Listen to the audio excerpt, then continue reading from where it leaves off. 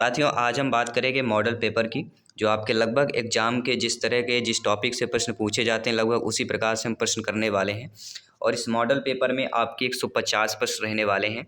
इसमें आपके बाल विकास के 30, पर्यावरण, Hindi language, second language, Sanskrit और गणित के 30 क्वेश्चन रहेंगे, आपके न्यू सिलेबस एग्जाम पैटर्न के अकॉर्डिंग। तो ये सभी लोगों को ध्यानपूर्वक समझना है। तैयार हैं सभी शिक्षक बंधु, तैयार हैं इस महत्वपूर्ण टॉप 30 एमसीक्यूज को अटेंड करने के लिए प्रैक्टिस सेट में, और साथ ही साथ 30 में से आपका फीडबैक क्या है ये कमेंट में बताने के लिए सभी लोग तैयारी है। मॉक टेस्ट आप सभी के लिए है। इस मॉक टेस्ट को 30 क्वेश्चंस रहेंगे। इस मॉक टेस्ट में सभी लोगों को ध्यानपूर्वक कमेंट करना है और फीडबैक करना है।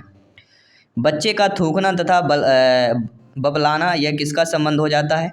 सामाजिक विकास, व्यक्तित्व विकास, भाषा विकास, शारीरिक विकास। ये आपके प्रीवियस ईयर में आया हुआ प्रश्न था। तो बच्चे का थूकना या बबलाना जो संबंध होता है किससे होता है? सभी लोग बताइएगा। भाषा विकास से। अक्सर आप देखते होंगे कोई बच्चा जब बोलता है या कुछ करता है तो उसका जो मुंह का थूक या थोड़ा जो थूकी बोलते हैं या पानी आपके सामने आता है, तो एक जिह्वा का प्रेशर से होता है। जब बच्चा बोलता है तो वह प्रेशर होता है, अंदर एक हवा आती है जो आपके जो उसके थूक होता है, जो पानी होता है लार का, वो आपके सामने आता है। और अक्सर कई इंसानों में भी देखा जाता है। तो बच्चे का थूकना या बबलाना यह भाषा विकास से संबंधित होगा, ना ही आपका सामाजिक विकास, व्यक्तित्व, ना ही शारीरिक। किसमें आ जाएगा आपका? भाषा विकास। आइए अब सभी शिक्षा बंधु समझ चुके होंगे। आइए बात करते हैं दूसरे प्रश्न की। इस प्रश्न को ध्यानपूर्वक समझना है क्योंकि ये संभावित प्रश्न है, आपके 1 नंबर पक्का करने वाला प्रश्न है कि वंशानुगत कारक बच्चे के खाली स्थान के समय से अपना प्रभाव शुरू करते हैं। विकास, वृद्धि, गर्भाधान या प्रारंभिक वर्ष पुरुष महिला। तो मेरे प्यारे मित्र, मेरे शिक्षा बंधु, आप सभी लोग जानते समझते हैं, ज्ञानी सरल व्याख्याता लोग हैं कि जब भी वंशानुगत कारक है, ऐसा टॉपिक है वंशानुगत कि यहाँ से एक प्रश्न अनिवार्यतः पूछा ही जाता है। तो वंशानुगत कारक जो होते हैं बच्चे के खाली स्थान के समय में अपना प्रभाव शुरू करते हैं। तो गर्भाधान। वंशानुगत जो कारक होते हैं बच्चे के गर्भाधान के समय से अपना प्रभाव जो है शुरू कर देते हैं।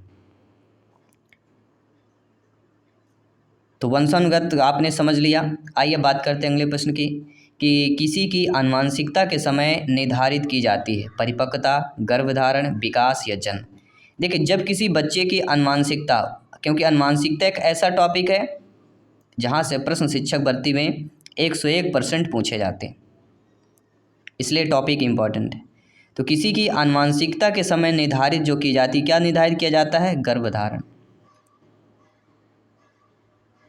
क्योंकि आनुवंशिकता के समय में परिपक्वता, विकास, जन्म, ये चीज़ें इंपॉर्टेंट हैं। सबसे ज़्यादा जो निर्धारित होता है वह होता है गर्भधारण। और अगला प्रश्न और भी इम्पॉर्टेंट है, और आप बोलेंगे सर इम्पॉर्टेंट क्यों? क्योंकि प्रीवियस में पूछा गया है, संभावित प्रश्न रिपीट हो सकता है कि बालक के विकास की प्रक्रिया कैसे होती। और आपको पता है संपूर्ण पेडागॉजी बालक के विकास पर निर्धारित होती। संपूर्ण जो पेडागॉजी बालक के विकास के इर्द गिर्द घूमती है, और बालक के विकास से 3 से 4 प्रश्न पूछा ही जाता है इस टॉपिक से। तो बालक की विकास की प्रक्रिया कैसे बढ़ती है? सरल से जटिल, जटिल से सरल, विशिष्ट से सामान्य या सामान्य से विशिष्ट। तो मेरे प्यारे मित्रों, शिक्षा बंधु, आपने प्रीवियस में पेपर में दिया होगा तो आप सभी लोग जानते हैं, नहीं दिया फिर भी जान लीजिए कि बालक के विकास की प्रक्रिया कैसे बढ़ती है, सामान्य से विशिष्ट की ओर बढ़ती है।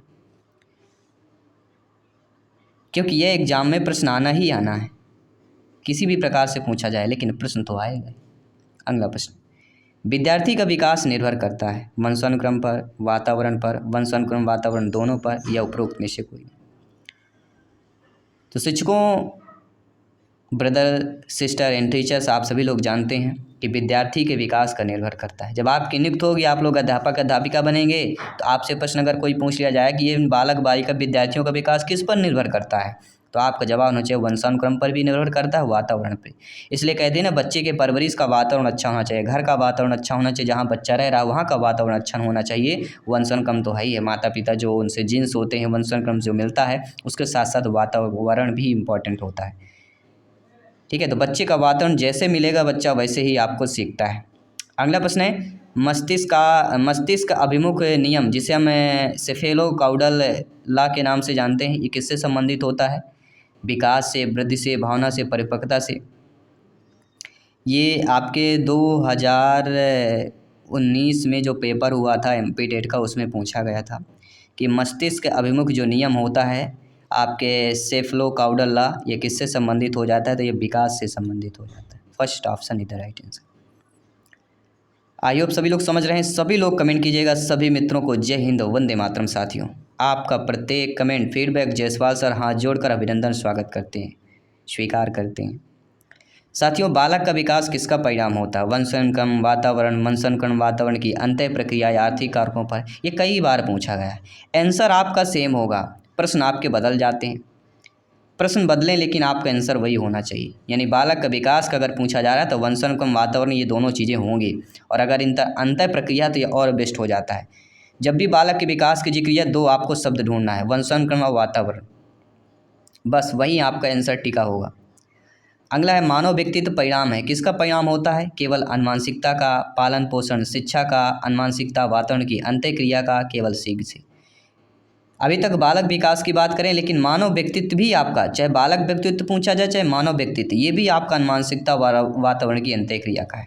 हमने इस प्रश्न का लाने का उद्देश्य यही है कि बालक के व्यक्तित्व और विकास का मत समझिए, मानव व्यक्तित्व का भी परिणाम आपका अनुवांशिकता और वातावरण की अंतः क्रिया का होता है। तो ये चीज़ें आपको समझना बहुत जरूरी है साथियों। अगला प्रश्न है हिलना, अवसाद, डर, भय, ये किसके लक्षण कहलाते हैं? मृगी, मनोविकृति, मानसिक बीमारी या मानसिक गिरावट।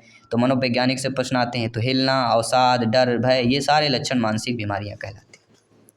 ठीक है। काफ़ी सारे लोग मनोविकृति का भी कर लेते हैं। तो मनोविकृति एक अलग चीज़ है, और क्योंकि यहाँ पे लक्षण पूछा गया है इसलिए मानसिक बीमारी हो जाए। क्योंकि मनोविकृति अगर बात करें तो मनोविकृति में ये सारी चीज़ें नहीं आती। अगला प्रश्न देखिएगा। किसी भी प्रश्न पर डाउट है बेफिक्र आप लोग कमेंट कर सकते हैं। अगला प्रश्न है प्रकृति पोषण विवाद में प्रकृति से क्या अभिप्राय है? जैविकी विशिष्टताएं, वंशानुक्रम सूचनाएं, एक व्यक्ति की मूल वृत्ति, भौतिक और सामाजिक संसार की जटिल शक्तियां, या हमारे आसपास का वातावरण। तो साथियों, प्रकृति पोषण विवाद में प्रकृति से जो अभिप्राय होता है वह जैविकी विशिष्टताएं और वंशानुक्रम सूचनाएं होता है। First option is the right answer. आइए जानते हैं अगला प्रश्न। अगला प्रश्न है जो प्रीवियस ईयर में पूछा गया प्रश्न है कि निम्नलिखित में से कौन सा घटक मंदबुद्धि बालक के लिए आवश्यक नहीं है? सीखने की मंद गति, शारीरिक दोष, अमूर्त चिंतन का भाव या मौलिकता। तो इनमें से जो घटक आपके मंदबुद्धि बालक के लिए आवश्यक होता है वह सीखने में मंद गति, शारीरिक और अमूर्त, ये चीज़ें मंदबुद्धि के लिए लक्षण है। लेकिन जो मौलिकता होती है, मौलिकता ऐसा घटक है जो मंदबुद्धि बालकों के लिए आवश्यक नहीं होता। यानी मंदबुद्धि बालकों की पहचान मौलिकता नहीं होता है। मंदबुद्धि बालकों की पहचान कैसा है? अमूर्त चिंतन का भाव होगा, शारीरिक दोष होगा, या सीखने में मंद गति होगी। ये सारे लक्षण कहलाते हैं।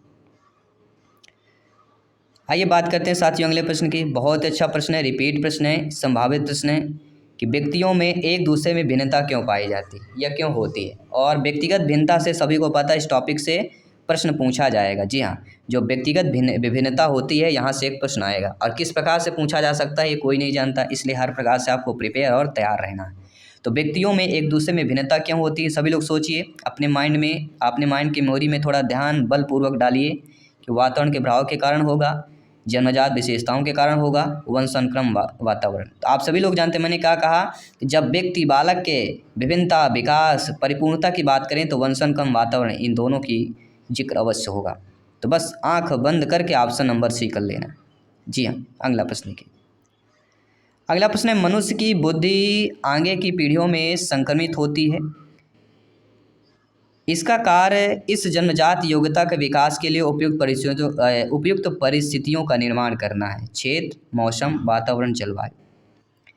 अब देखिए प्रश्न पर ही उत्तर टिका हुआ है, छिपा हुआ है, आपको समझना है केवल। मनुष्य की बुद्धि के आगे पीढ़ियों में संक्रमित होती है। तो बुद्धि के आगे संक्रमित होना, इस कार्य के जन्मजात योग्यता के विकास के लिए उपयुक्त परिस्थितियों का निर्माण करना। तो परिस्थिति का निर्माण करना, बस यही आपका उत्तर है। और परिस्थिति का निर्माण मतलब परिस्थिति क्या होती है? वातावरण। कोई भी परिस्थिति का निर्माण हो रहा है, वातावरण को ही बोला जा सकता है, क्योंकि वातावरण वह शक्ति होती है जो हमारे चारों तरफ इर्द गिर्द होती है, वही वातावरण कहलाता है। अगला प्रश्न, प्रकृति पोषण विवाद निम्नलिखित में से किससे संबंधित होता है? व्यवहार एवं वातावरण, वातावरण एवं जीव विज्ञान, वातावरण एवं पालन पोषण, अनुवांशिकी एवं वातावरण। तो प्रकृति पोषण विवाद, ये ध्यान रखिएगा, ये ऐसा टॉपिक है ना, पोषण, प्रकृति पोषण। जी हाँ, ये चाहे कोई भी शिक्षक भर्ती का आए, यहाँ से तो प्रश्न एक नंबर का आना ही है, कोई भी शिक्षक भर्ती का प्रश्न हो। तो प्रकृति पोषण विवाद जो है किससे संबंधित होता है? आपके अनुवांशिकी और वातावरण, ध्यान रखिएगा। अनुवांशिकी वातावरण के चैप्टर को आज क्लियर कर दिया जाएगा। बहुत ही सारे इंपॉर्टेंट क्वेश्चन को कंबाइंड किया गया है, क्योंकि यहाँ से प्रश्न तो पूछे जाते हैं, भर भर के प्रश्न पूछे जाते हैं। अगला प्रश्न, सामाजिक विकास का सिद्धांत किसने दिया? जीन पियाजे जी, लेव वाइगोस्की, स्टर्नबर्ग या थॉर्नडाइक की बात होती। तो मेरे प्यारे मित्रों, शिक्षक बंधुओं, ब्रदर सिस्टर टीचर्स, आप सभी लोग जानते हैं जब भी सामाजिक विकास की बात की जाएगी एक ही नाम आता है, लेव वाइगोस्की। क्योंकि वाइगोस्की की बात आती है तो सामाजिक विकास आता है। अगला प्रश्न है, एक प्राथमिक विद्यालय में शिक्षक जो हैं सभी बच्चों को डाकघर ले जाते हैं। इस तरह के दौर के पीछे सीखने का उद्देश्य निम्नलिखित में से कौन सा होगा? मनोरंजन, सैर करना यानी घूमना, सामाजिक भागीदारी या अनावरण हो जाए। ऐसे ही प्रश्न पूछे जाते हैं कि मान लीजिए कोई प्राथमिक विद्यालय में शिक्षक जो है सभी बच्चों को जब अगर कोई डाकघर ले जाते हैं घुमाने, तो इस तरह के दौर पीछे सीखने का उद्देश्य क्या होता है?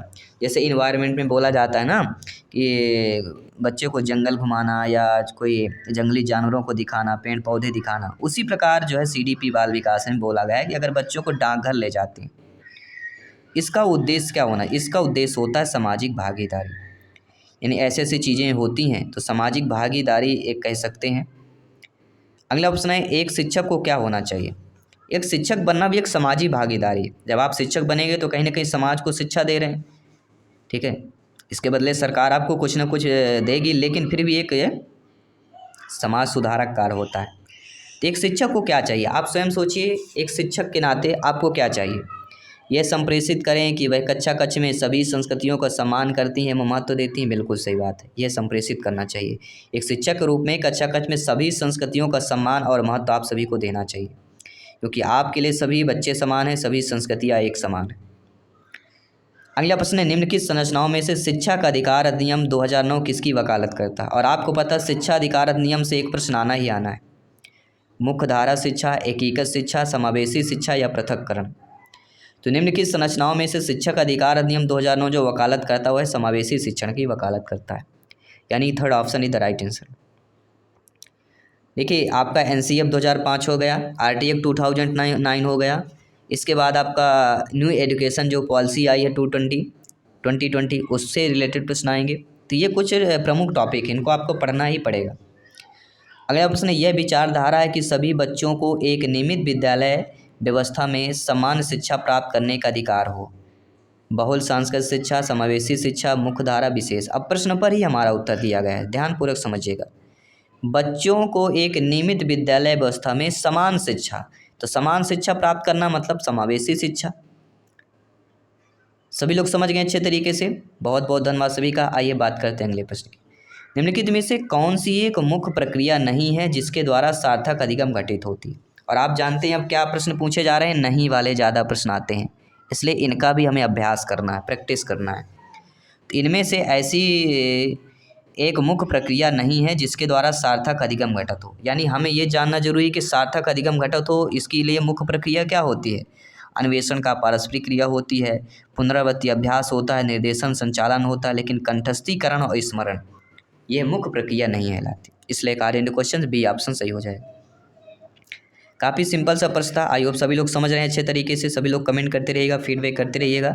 और जिनको भी CD पे बाल विकास की टॉपर नोट्स चाहिए आपको व्हाट्सएप करना है 96 30 68 95 98 9630689598। कैसे प्राप्त होगा पूरा मैसेज करना है, कॉलिंग मत कीजिएगा, व्हाट्सएप में हाय या कुछ हेलो करके डाल दीजिएगा, आपको डिटेल मिल जाएगा। प्रश्न है, नैतिक दुविधा एवं नैतिक तर्कणा को किस मनोवैज्ञानिक ने प्रतिपादित किया? जीन पियाजे जी, लॉरेंस कोहलबर्ग, लेव वाइगोस्की या एरिक एरिक्सन। और आपको पता है मनोवैज्ञानिक सिद्धांत से प्रश्न आएगा ही आएगा। तो नैतिक दुविधा यानी नैतिक, जब भी नैतिक शब्द आएगा चाहे कहीं भी पूछा जाए तो एक ही जवाब आता है लॉरेंस कोहलबर्ग। इसके बाद अगला प्रश्न कह रहा, बहुत ही प्यारा सा प्रश्न है कि बच्चे प्रभावी रूप से सीखते हैं। बच्चे कब सीखते हैं आपके लिए जानना बहुत जरूरी है। एक शिक्षक के रूप में, अध्यापक अध्यापिका के रूप में बच्चे प्रभावी रूप से कब सीखते हैं? जब वे विभिन्न गतिविधियों एवं कार्यों को सक्रिय रूप में भाग लें, शिक्षक कक्षा में होने वाली सभी घटनाओं व बच्चों को पूर्ण रूप से नियंत्रित करें, वे पाठ्य पुस्तक में दिए गए तथ्यों को याद करते हैं, या आप कह सकते हैं कि वे श्याम पट पर अध्यापक के द्वारा लिखे गए उत्तरों की नकल करते हैं। तो बच्चे प्रभावी रूप से तभी सीखते हैं जब वे विभिन्न गतिविधि और कार्यों में सक्रिय रूप से भाग लें। सक्रिय मतलब सभी लोग रहे हैं, आप भी जो सक्रिय रूप से भाग लेंगे, आप भी सक्रिय रूप से प्रत्येक क्वेश्चन के आंसर का कमेंट करेंगे, वो होता है सक्रियता, यानी बने रहना। अगला प्रश्न है, किशोर न्याय अधिनियम 2015 के अनुसार किशोर चाइल्ड का अर्थ उस व्यक्ति से है जिसने खालिस्तान वर्ष की आयु पूरी नहीं की है। 15, 18, 20, 21, सभी लोग बताइएगा। तो किशोर न्याय अधिनियम जो 2015 है उसके अनुसार किशोर या चाइल्ड का अर्थ होता है उस व्यक्ति से होता है जिसने 18 वर्ष जो है 18 वर्ष की आयु पूर्ण न की हो, उसको हम किशोर न्याय अधिनियम 2015 है, किशोर चाइल्ड की बात करते हैं। यानी बी ऑप्शन जो दिया गया है वह आपका सही हो जाए। ये सारे इंपॉर्टेंट अधिनियम हैं जो अक्सर एग्जाम में पूछे जाते हैं। अगला प्रश्न है, संरचनात्मक दृष्टिकोण के अनुसार अधिगम कैसा होता है? अनुभव से परिणाम के रूप में व्यवहार में एक परिवर्तन लेने की प्रक्रिया, होने की प्रक्रिया, एक सक्रिय और सामाजिक प्रक्रिया, एक निष्क्रिय और व्यक्तिपरक, एक जानकारी को अर्जन की प्रक्रिया। तो जानकारी अर्जन निष्क्रिय, एक सक्रिय सामाजिक प्रक्रिया हो सकता है, लेकिन अनुभव के परिणाम के रूप में व्यवहार के परिवर्तन होने की प्रक्रिया, संरचनात्मक दृष्टि से अधिगम की बात करें, अनुभव के परिणाम के रूप में व्यवहार में एक परिवर्तन, वो भी अनुभव के परिणाम के रूप में, ये आपका अधिगम का संरचनात्मक दृष्टिकोण हो जाएगा। यानी फर्स्ट ऑप्शन इधर राइट आंसर हो जाएगा। आइए अब सभी लोग समझ रहे हैं अच्छे तरीके से। आइए बात करते हैं अगले प्रश्न की। अगला प्रश्न साथियों दिया गया है कि जब शिक्षक को विद्यार्थियों एवं उनकी योग्यताओं के बारे में सकारात्मक विश्वास होता है तब विद्यार्थी किसी भी रूप में प्रभावित नहीं होते, सीखने के लिए उत्सुक और प्रेरित होते हैं, निश्चिंत हो जाते हैं तथा सीखने के लिए किसी भी तरह का प्रयास करना बंद करते हैं, उनका उत्साह भंग हो जाता है तथा वे दबाव में आ जाते हैं। तो आप सभी लोग जानते हैं जब कोई शिक्षक अध्यापक अध्यापिका विद्यार्थियों उनकी योग्यताओं के बारे में सकारात्मक विश्वास होता है तब विद्यार्थी क्या करते हैं, सीखने के लिए उत्सुक और प्रेरित रहते हैं। ऐसा आपको भी करना चाहिए जिससे विद्यार्थी प्रेरित रहें, इसलिए ऐसा प्रश्न पूछा जा रहा है। अगला प्रश्न है, पावलोव के सिद्धांत के तहत रोशनी या घंटी की आवाज़ क्या थी? ये पिछले बार पूछा गया प्रश्न था। अनुकूलित उद्दीपन, अनुकूलित अनुक्रिया, प्रानुकूली उद्दीपन या प्रानुकूली अनुक्रिया। तो अनुकूलित और प्रानुकूलित ये समझना बहुत ज़रूरी है। तो पावलोव के सिद्धांत के तहत रोशनी या घंटी की आवाज़ क्या होगी? अनुकूलित, अननुकूलित अनुक्रिया कहलाएगी। क्या हो जाएगी? अनुक्रिया कहला जाएगी। सभी लोग समझ गए? किसी भी प्रश्न पर डाउट है बेफिक्र आप लोग कमेंट कर सकते हैं, फीडबैक कर सकते हैं। जयसवाल सर आप सभी का अभिनंदन और स्वागत करते हैं। आइए बात करते हैं अगले प्रश्न की, मूल्यांकन को क्या कहते हैं? मूल्यांकन को वस्तुनिष्ठ प्रकार के लिखित कार्यों पर आधारित होना चाहिए। मूल्यांकन को एक अलग गतिविधि के रूप में लेना चाहिए। मूल्यांकन शिक्षा अधिगम प्रक्रिया का एक भाग होना चाहिए। ये मूल्यांकन केवल नंबरों के संदर्भ में होना चाहिए। तो शिक्षकों के रूप में आपसे प्रश्न किया जा रहा है कि मूल्यांकन किस प्रकार होना चाहिए? तो मूल्यांकन को शिक्षण अधिगम प्रक्रिया का एक क्या है? भाग होना चाहिए। क्या है? एक भाग होता है मूल्यांकन। अगला प्रश्न देखिए, नीचे लिखी हुई स्थित सिद्धांत को दर्शाती है कि इस सिद्धांत को दर्शाती है कि जो विद्यार्थी अच्छा प्रदर्शन नहीं कर पाते हैं वे महसूस करते हैं कि वे पर्याप्त रूप से अच्छे नहीं हैं और हतोत्साहित महसूस करते हैं। जब उनमें बिना प्रयास के कार्य को आसानी से छोड़ देने की संभावना होती है, तो जब संभावना होती कहीं ना कहीं संज्ञान एवं संवेग अलग नहीं होते हैं, तभी ऐसी प्रक्रिया होती। क्योंकि जो विद्यार्थी अच्छा प्रदर्शन नहीं कर पाता हो महसूस करता है कि वह पर्याप्त रूप से अच्छा नहीं है और हतोत्साहित महसूस करता है, उनमें बिना प्रयास कार्य को आसानी से छोड़ देना। तो मतलब संज्ञान और संवेग अलग अलग उसके, जब संज्ञान और संवेग मिल जाएंगे तो वो नहीं छोड़ सकता। सभी लोग समझ गए? आइए बात करते हैं अगले प्रश्न। अगला प्रश्न, निम्नलिखित में से कौन से एक भाग परंपरागत नैतिक स्तर से जुड़ा हुआ है? सामाजिक अनुबंधन अभिमुखता, अधिकार संरक्षण अभिमुखता, दंड तथा आज्ञा पालन अभिमुखता, उपरोक्त में से कोई। इनमें से ऐसा एक भाग जो परंपरागत नैतिक स्तर से जुड़ा हो वह कहलाता है अधिकार संरक्षण अभिमुखता। आपने पढ़ा होगा, क्योंकि ये परंपरागत नैतिक से, दंड और आज्ञा पालन ये कौन सा हो जाएगा? दूसरे में हो जाता है, लेकिन परंपरागत हमें नैतिक स्तर चाहना है तो वह अधिकार और संरक्षण आए। ठीक है, सभी लोग समझ गए? आइए बात करते हैं इस क्लास का 30वां प्रश्न इस प्रैक्टिस सेट का, कि यह विधियां जिनके प्रयोग से विद्यार्थियों की स्वपहल व प्रयास शामिल है निम्न में से किसका उदाहरण है? परंपरागत विधि का, अंतर व्यक्तित्व का, निगमनात्मक का या अधिगमकर्ता केंद्रित विधि का? वह विधियां जिनके प्रयोग में विद्यार्थी बालक बालिकाओं की स्वपहल प्रयास शामिल है, किसका उदाहरण होगा? ये आपको कमेंट करके फीडबैक करके बताना है। साथ ही साथ 30 MCQ 30 क्वेश्चनों में आपका स्कोर क्या रहा, आपके है और प्रश्न पूछा जा रहा है कि निम्नलिखित में से कौन सा कथन सही है अगर कोई बच्चा गलती कर रहा है। यानी जब आपकी नियुक्ति होगी, आप लोग अध्यापक अध्यापिका बनेंगे, आपसे प्रश्न किया जाएगा कौन सा कथन सही होगा अगर कोई बच्चा गलती कर रहा हो। भाषा सीख रहा है, भाषा को भ्रष्ट कर रहा है, भाषा सीख ही नहीं रहा है, या तुरंत रोकने के लायक। बहुत अच्छा प्रश्न है, यह शिक्षक भर्ती में आया हुआ प्रश्न है। कौन सा कथन है जो कोई बच्चा गलती कर रहा हो, मतलब गलती कर रहा है, कब गलती करेगा, बच्चा सीख रहा है। कोई भी चीज़ जो कोई सीखता है, आगे बढ़ता है, सफलता को प्राप्त करता है, गलती करता है।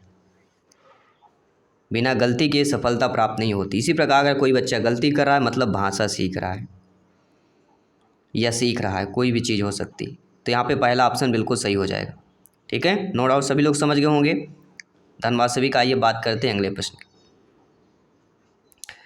अगला प्रश्न दिया गया कि मानव और पशुओं की भाषा सीखने की क्षमता के अध्ययन संबंधी प्रयोग हुए हैं अधिकतर चूहे बिल्लियों पर, चिंपैंजी वानरों पर, खरगोश मेमने पर, कुत्ते और सियारों पर हुआ। यह सीटेट में आया हुआ प्रश्न है।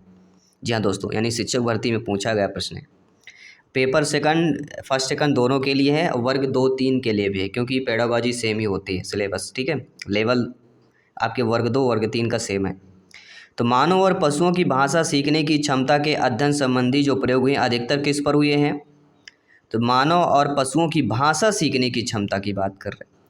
तो भाषा सीखने की क्षमता मतलब कहीं ना कहीं सभी लोग जानते हैं चिंपैंजी और वानरों की बात हो रही है। ठीक है, तो बी ऑप्शन यहाँ पे सही हो जाएगा। किसी भी प्रश्न पर अगर आप लोगों को डाउट है तो बेफिक्र आप लोग कमेंट कर सकते हैं, फीडबैक कर सकते हैं। जायसवाल सर आप सभी का अभिनंदन और स्वागत करते हैं। मेरे प्यारे प्यारे भाइयों की प्यारी प्यारी बहनें गृहिणी सभी कमेंट कीजिए। साथियों, भाषाई ज्ञान का मूल्यांकन क्या होता है कि मात्र लिखित परीक्षा के माध्यम से, मात्र मौखिक परीक्षा के माध्यम से, लिखित मौखिक दोनों परीक्षा के माध्यम से, या उपरोक्त में किसी भी माध्यम से हो सकता है।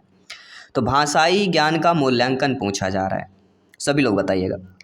भाषाई ज्ञान का जो मूल्यांकन होता है लिखित मौखिक दोनों परीक्षा के माध्यम से होता है। लिखित के रूप में भी होता है और मौखिक के रूप में होता है, क्योंकि भाषा का ज्ञान है। तो आप भाषा लिख किस प्रकार से रहे हैं, वर्तनी शुद्ध लिख रहे हैं नहीं लिख रहे हैं, और बोल किस प्रकार रहे हैं, तो मौखिक लिखित दोनों रूपों में होता है। इसलिए सी ऑप्शन यहाँ पे सही हो जाएगा। बाकी हिंदी भाषा की हमारी टॉपर नोट्स आ चुकी है। तो टॉपर नोट जिनको भी पाना है तो आप लोगों को व्हाट्सएप करना है, और व्हाट्सएप नंबर है सभी लोग जानते हैं, केवल व्हाट्सएप करेंगे सारा डिटेल आपको मिल जाएगा। कैसे मिलेगा, किस प्रकार से मिलेगा, 9630689598 ये व्हाट्सएप नंबर है। केवल व्हाट्सएप करना आपको 9630689598 9630689598 जिनको टॉपर नोट्स चाहिए। बाकी सभी क्लासेस फ्री ऑफ कॉस्ट आपकी चल रही हैं, क्योंकि ये राष्ट्र हित में टीटी फैमिली है, शिक्षकों का परिवार, अवर टीचर्स फैमिली, आपका अपना परिवार है। तो भाषाई ज्ञान का मूल्यांकन किस प्रकार से होता है, तो हमने क्या जाना, लिखित और मौखिक दोनों रूपों में होता है। इसी प्रकार आपका अगला प्रश्न पूछा जा रहा है, बहुत अच्छा प्रश्न दिया गया है कि भाषिक सापेक्षता के संबंध में प्रचलित व्याख्या की दृष्टि से क्या सही होगा। यह वर्ग 2 में आया हुआ प्रश्न है। भाषिक सापेक्षता के संबंध में प्रचलित व्याख्या की दृष्टि से क्या सही होगा। भाषा का विचारों पर बहुत गहरा प्रभाव पड़ता है, भाषा विचारों को प्रभावित नहीं करती है, भाषा कुछ हद तक विचारों को प्रभावित करती है, उपरोक्त में से तीनों सही है। तो आप सभी लोग भली भांति जानते समझते हैं कि भाषिक सापेक्षता की जब भी बात करेगी और इनमें संबंध के प्रचलित व्याख्या की दृष्टि से जो सही होगा, तो वह भाषा विचारों का बहुत सारा गहरा प्रभाव पड़ना। क्योंकि विचारों को प्रभावित नहीं करता, ऐसा नहीं है, विचारों को प्रभावित करता है।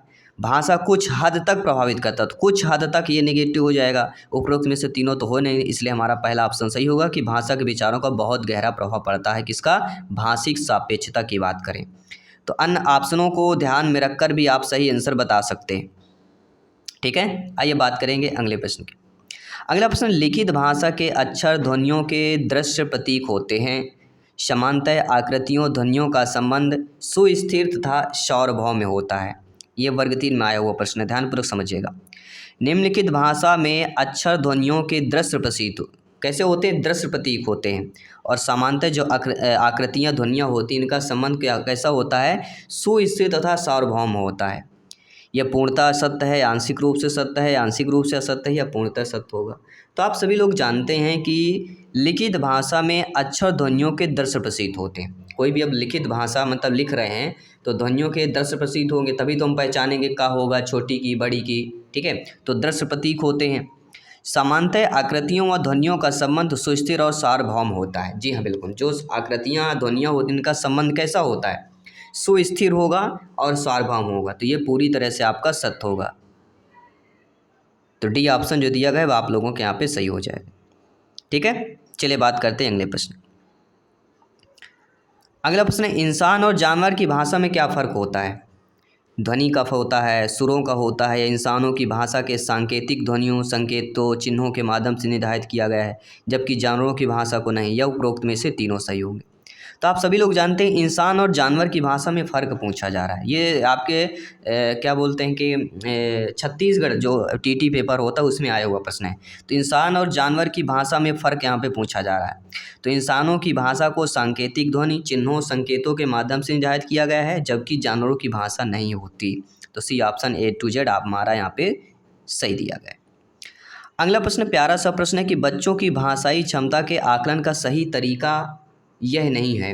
मतलब कौन सा सही तरीका नहीं होता है, यानी आपको ये पता होना चाहिए कि बच्चे का अगर भाषाई क्षमता का आकलन करना है तो सही तरीका क्या होगा, क्योंकि आप सभी लोग भावी अध्यापक अध्यापिकाएँ हैं। तो सही तरीका क्या होना चाहिए? बच्चे का व्यक्तिगत आकलन हो सकता है, सामूहिक आकलन भी हो सकता है, और बच्चे द्वारा स्व आकलन भी हो सकता है। ये तीनों बच्चे की भाषाई क्षमता के आकलन के लिए तीनों तरीका सही है। लेकिन पेपर पेंसिल आकलन करना ये भाषाई क्षमता का नहीं होता। ठीक है, तो डी ऑप्शन का क्वेश्चन सही हो जाएगा। बाकी किसी भी प्रश्न पर डाउट है बेफिक्र आप लोग कमेंट फीडबैक कर सकते हैं। अगला प्रश्न आप लोगों की स्क्रीन पर है कि किसका संबंध बोलने के कौशल के विकास से नहीं होता? शुद्ध उच्चारण, कविता पाठ, सस्वर वाचन या प्रतिलिपि? तो आप सभी लोग जानते हैं जिसका संबंध बोलने के कौशल के विकास से नहीं हो रहा, तो शुद्ध उच्चारण का होता है, कविता पाठ, सस्वर वाचन, इन तीनों को जो है संबंध बोलने के कौशल से होगा, क्योंकि उच्चारण कैसे करेंगे? बोल के द्वारा ही पता चलेगा। कविता का पाठ कर रहे हैं तो यहाँ पर भी बोलेंगे। सस्वर वाचन मतलब बोलना ही होता है। प्रतिलिपि यानी फ़ोटो कॉपी, तो प्रतिलिपि जो होती है इसमें बोलने का कोई नहीं है, या बोलना ऐसा कोई सा संबंध नहीं है। तो according to question D option से हो जाएगा कि बोलने के कौशल से विकास प्रतिलिपि का नहीं होता है। बाकी ये सारे बोलने के कौशल से विकास से संबंधित हो जाते हैं। ध्यानपूर्वक मेरे सभी प्यारे मित्र समय अच्छे तरीके से कमेंट करना है, फीडबैक करना है, समझना है। ठीक है, और किसी भी प्रश्न पर डाउट है तो बेफिक्र आप लोग कमेंट कर सकते हैं। बाकी हमारे फेसबुक पेज, इंस्टाग्राम पेज को फॉलो करें। इंस्टाग्राम में डायरेक्ट आप लोग मैसेज करके अपने जो भी क्वेश्चन है पूछ सकते हैं।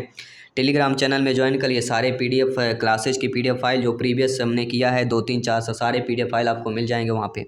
ठीक है, तो टेलीग्राम पे ज्वाइन करना है, व्हाट्सएप पे मैसेज नहीं करना। व्हाट्सएप में केवल आपको टॉपर नोट्स मिलेंगे।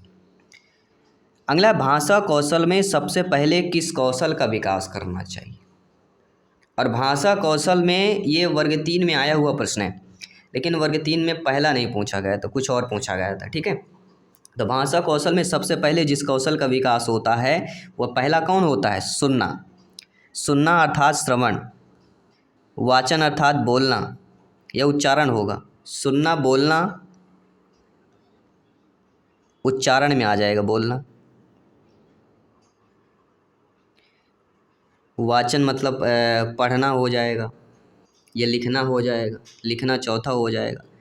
तो भाषा सबसे यहाँ पे पहला पूछा गया, तो पहला होता है श्रवण, सुनना, और अंतिम होता है लेखन। 2 चीज़ आप जान समझ लीजिए, सुनना, बोलना, पढ़ना, लिखना, ये 4 आपके हैं। अर्थ ग्रहण के कौशल के विकास के लिए अधिक उपयोगी क्या होता है? सभी मेरे प्यारे मित्र बताइएगा। जिनका सपना है अध्यापक अध्यापिका शिक्षक बनना, जायसवाल सर हाथ जोड़कर आप सभी का स्वागत अभिनंदन करते हैं। सभी कमेंट कीजिए। देखिए, अर्थ ग्रहण के कौशल के विकास के लिए जो अधिक उपयोगी होगा वही कौन सा होगा? व्याकरण शिक्षा, मौन वाचन, समाचार वाचन, या सस्वर वाचन हो जाएगा। तो अर्थ ग्रहण के कौशल के विकास के लिए सबसे अधिक उपयोगी होता है मौन वाचन। मौन वाचन में अर्थ ग्रहण का सबसे अच्छा है, क्योंकि आप मन में जो उसका पढ़ेंगे वो उसका जो अर्थ ग्रहण होगा वो अच्छा माना गया विकास के लिए, कौशल के विकास के लिए। साथ आइए बात करेंगे अगले प्रश्न। अगला प्रश्न बहुत ही प्यारा सा प्रश्न दिया गया है, और प्यारा सा कमेंट फीडबैक करना है कि हिंदी भाषा शिक्षण की विधि बताइए। अनुकरण विधि भी आपकी हिंदी भाषा शिक्षण की विधि है। आगमन, निगमन, भाषा प्रयोगशाला या उपरोक्त सभी।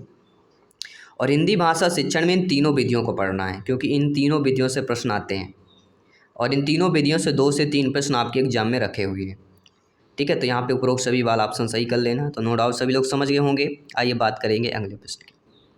अगला प्रश्न है भाषा शिक्षण के उपागम क्या होते हैं? जी हाँ दोस्तों, भाषा शिक्षण के उपागम।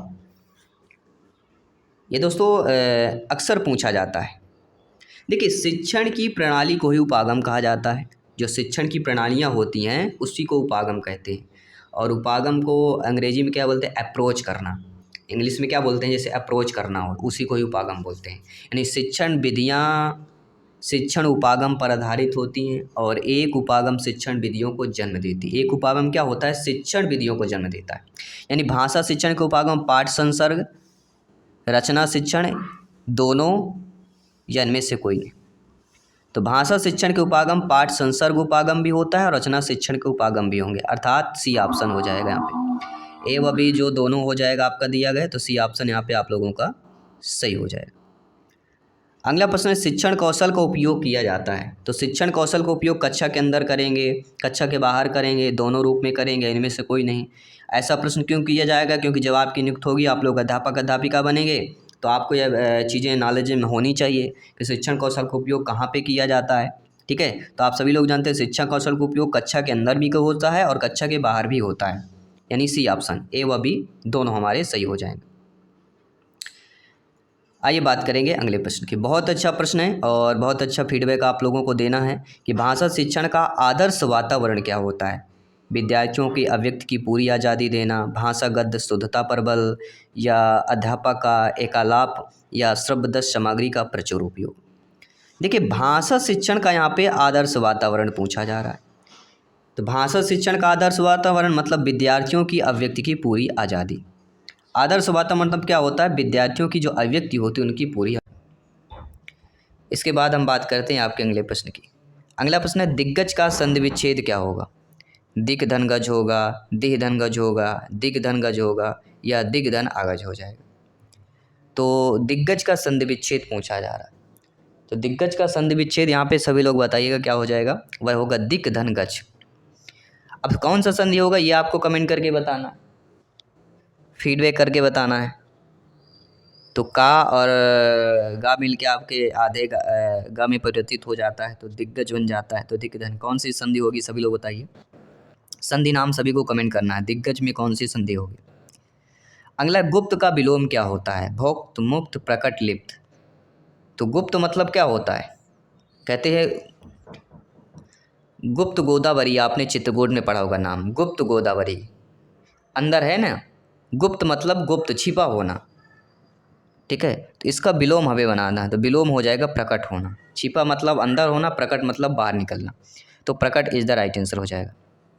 किसने गुप्त गोदावरी घूमा? सभी लोग कमेंट कर बताइए। हमारे आसपास ही है। ठीक है, चित्रकूट की पावन धरती पर यह बहुत ही अच्छा यहाँ पे कह सकते हैं चित्रकूट की पावन धरती है और हमारी संस्कृत से जुड़ा हुआ है। अगला, गांठ का पूरा मुहावरे का अर्थ बताना है। दुकानदार, लापरवाह, ईमानदार या मालदार। तो गांठ का पूरा होना, इसका मुहावरे का अर्थ क्या होना है? गांठ का पूरा मतलब होता है मालदार। कहते हैं मालदार व्यक्ति है, इसको पकड़ लो, साथ देगा। लेकिन अक्सर ज़िंदगी में होता जो मालदार व्यक्ति होता वही साथ नहीं देता, ये याद रखिएगा। अक्सर आप देखे होंगे, जो हम देखते हैं ना, ये पैसा वाला साथ देगा वो कभी नहीं देता है, लेकिन वो गरीब होगा आपका हमेशा साथ देगा, ये याद रखिएगा। रिस्पेक्ट आपको लेना है ना, किसी गरीब को आप रिस्पेक्ट करके देखिएगा, आपको अवश्य रिस्पेक्ट मिलेगा। अगला प्रश्न साथियों, लक्ष्य का अनेकार्थक शब्द क्या होता है? नाम, बल, गति, चाल, निशाना, उद्देश्य, सही, गलत। तो लक्ष्य का अनेकार्थक, अनेकार्थक मतलब शब्द क्या होता है? एक शब्द के अनेक अर्थ होना। तो लक्ष्य को हम क्या क्या बोल सकते हैं? निशाना, उद्देश्य भी बोल सकते हैं। आपको किस पर निशाना है? आपका टारगेट सिलेक्शन है। आपका उद्देश्य क्या है? शिक्षक बनना है, एक ही बात है।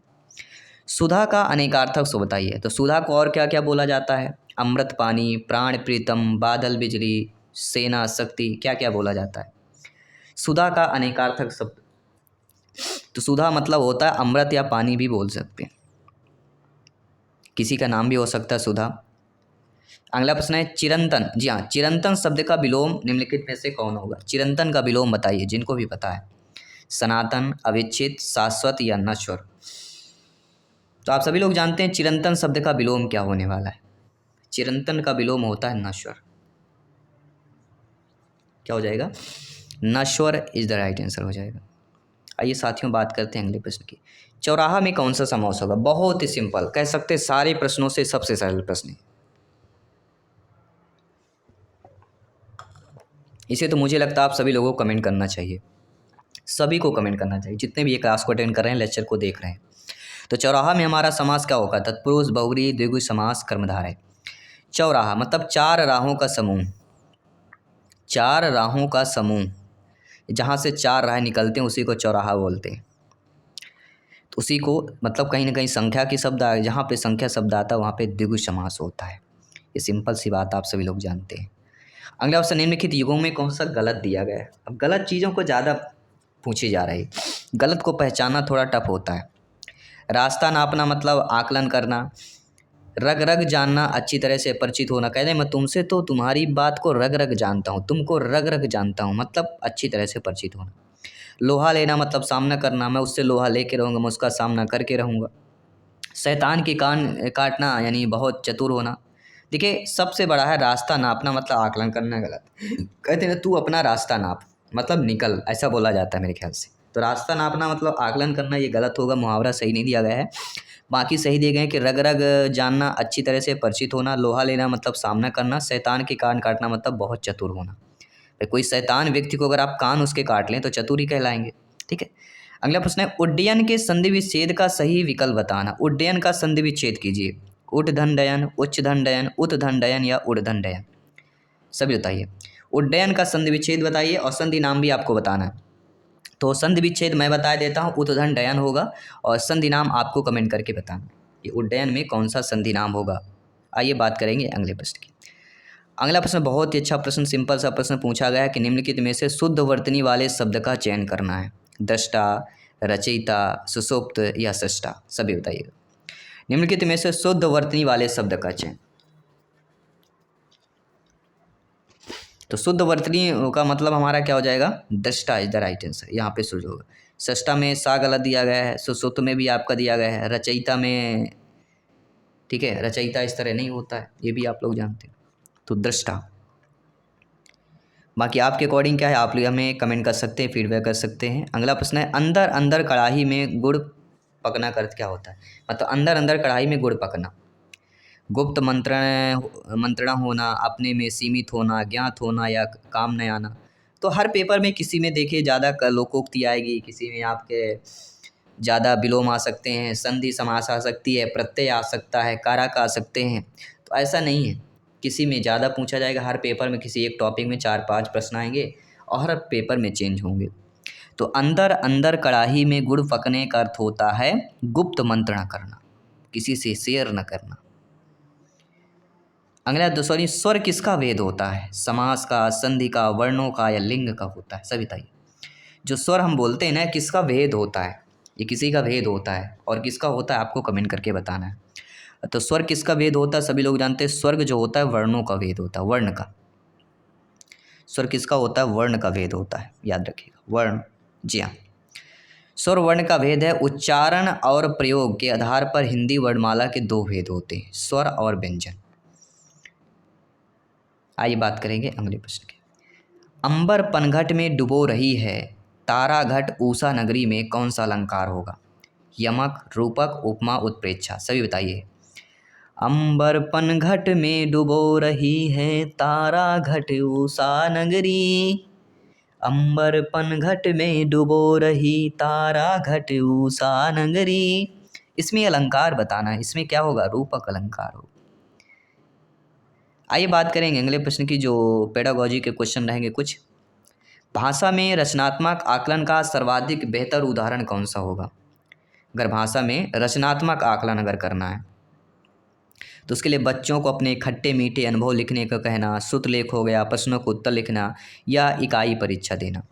तो आप सभी लोग जानते हैं, ज्ञानी सर्वव्याख्याता लोग हैं, भावी अध्यापक अध्यापिकाएं हैं, कि भाषा में रचनात्मक आकलन का सर्वाधिक बेहतर एग्जाम्पल उदाहरण कि बच्चों को अपने खट्टे मीठे अनुभव लिखने के लिए कहना, क्योंकि रचनात्मक आकलन ले रहे हैं।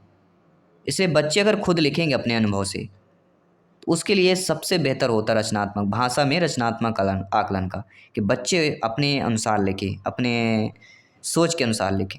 अगला प्रश्न, तो इनमें से कौन सा पाठ पुस्तक का गुण है? क्रमबद्धता, सोद्देश्यता, उपयुक्तता, सोद्देश्यता, क्रमबद्धता तीनों हो जाएंगे। तो जब तीनों चीज़ों दी जाए तो समझ लीजिए पॉजिटिव है, यही होने वाला है। तो कौन सा पाठ पुस्तक का गुण है? उपयुक्तता भी होती, सोद्देश्यता भी होता है और क्रमबद्धता भी होती है, अर्थात तीनों होते हैं। तो तीनों ऑप्शन हमारे सही हो जाएंगे। और इस प्रैक्टिस सेट का 30वां प्रश्न आपके स्क्रीन पर है। प्रश्न क्या पूछा जा रहा है? निम्न में से अनुकरण विधि रचना के लिए उपयुक्त होगी। कौन सी अनुकरण विधि होती है? प्रारंभिक स्तर पर, उच्च स्तर पर, माध्यमिक स्तर पर, दीर्घ स्तर पर। देखिए अनुकरण विधि जो जिन रचना के लिए उपयुक्त होती है किस स्तर पर? तो अनुकरण के लिए दोस्तों प्रारंभिक स्तर पर रचना के लिए उपयुक्त होती है। ठीक है, तो अनुकरण विधि से अक्सर प्रश्न आता है। अनुकरण विधि एक ऐसा शब्द है जो प्रश्न पूछा ही जाता है। तो सभी लोग बताइए आपने 30 क्वेश्चनों में से आपने कितने स्कोर प्राप्त किया? सभी कमेंट कीजिएगा, सभी बेहतरीन प्रिपरेशन में लग जाइए। जिनको भी टॉपर नोट्स चाहिए आपको व्हाट्सएप करना है, और व्हाट्सएप नंबर आप सभी लोग जानते ही हैं हमारा 9630689598। ये व्हाट्सएप नंबर है, संस्था का, कोचिंग का है।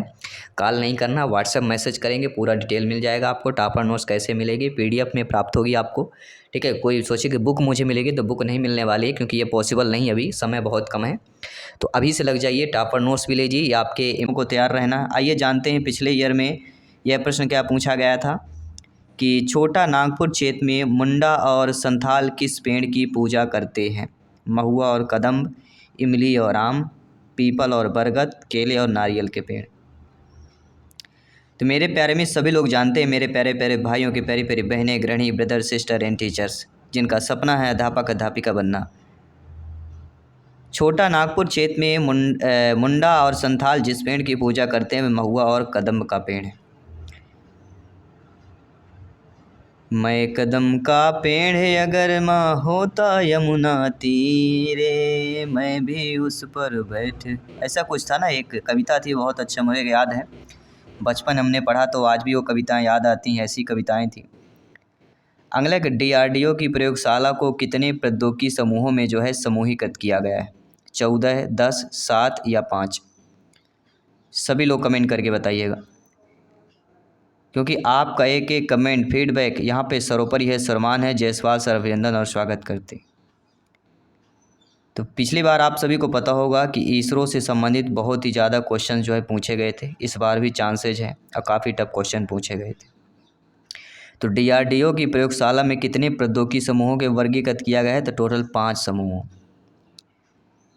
ठीक है, कितने प्रौद्योगिकी प्रयोगशाला की नहीं बात कर रहा, कितने प्रौद्योगिकी समूहों में समूहीकृत किया गया है, ये ध्यान देना। तो 5। ठीक है, डीआरडीओ के लगभग 41 प्रयोगशालाएं और 5 डीआरडीओ युवा वैज्ञानिक प्रयोगशालाएं का एक नेटवर्क है जो विभिन्न विषयों को कवर करने वाली रक्षा प्रौद्योगिकी को विकसित करने में लगे हुए हैं। और जैसे आपके विमान की आयुध, इलेक्ट्रॉनिक्स, लड़ाकू वाहन, इंजीनियरिंग सिस्टम, मिसाइलें, ये सारी चीज़ें आपकी आ जाती हैं।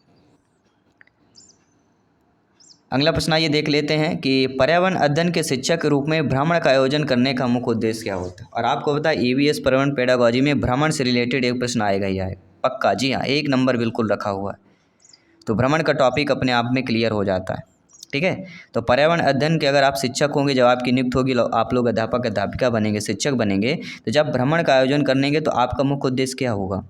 कि आनंद की अनुभूति और भ्रमण कराना, शिक्षण प्रक्रिया की एक रास्ता को बदलना, सक्रिय अधिनियम अनुभव उपलब्ध कराना, शिक्षा की गुणवत्ता के बारे में अभिभावकों को संतुष्ट करना।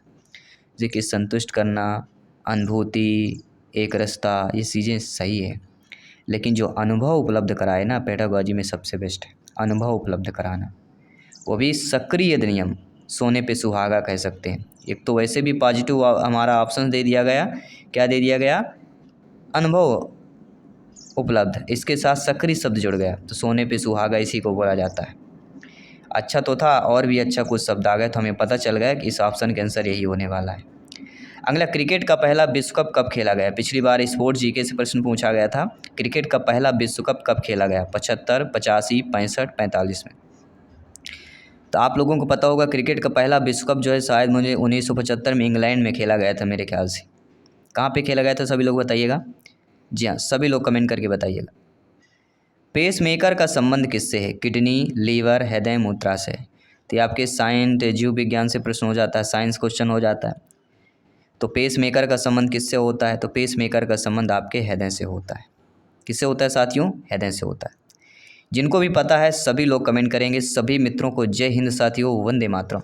आपका एक एक फीडबैक श्रोपनीय है। जायसवाल सर हाथ जोड़कर आप सभी का स्वागत और अभिनंदन करते हैं, प्रत्येक ब्रदर सिस्टर एंड टीचर्स।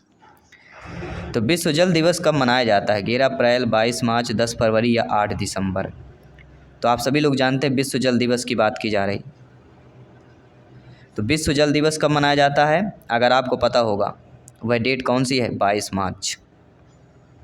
जी हाँ साथियों, 22 मार्च वो समय होता है जहाँ ठंडी का अंत होता है, कह सकते हैं। सुबह शाम ठंड का माहौल होता है और दोपहर में गर्मी लगती है, वही मार्च का महीना। पानी क्या है? What is water? पूर्ण विसारक है, पूर्ण अवशोषक है, परावर्तक है या कोई नहीं? तो पानी क्या होती है? What is water? पानी हम किसे कहते हैं? पानी एक परावर्तक होता है। थर्ड ऑप्शन जो दिया गया है वह आप लोगों का यहाँ पे सही हो जाएगा। अगला प्रश्न है, भारत में सैटेलाइट डाटा कहाँ से प्राप्त किए जाते हैं? From where satellite data is received in India? Sriharikota, Pokhran, Jammu, Hyderabad.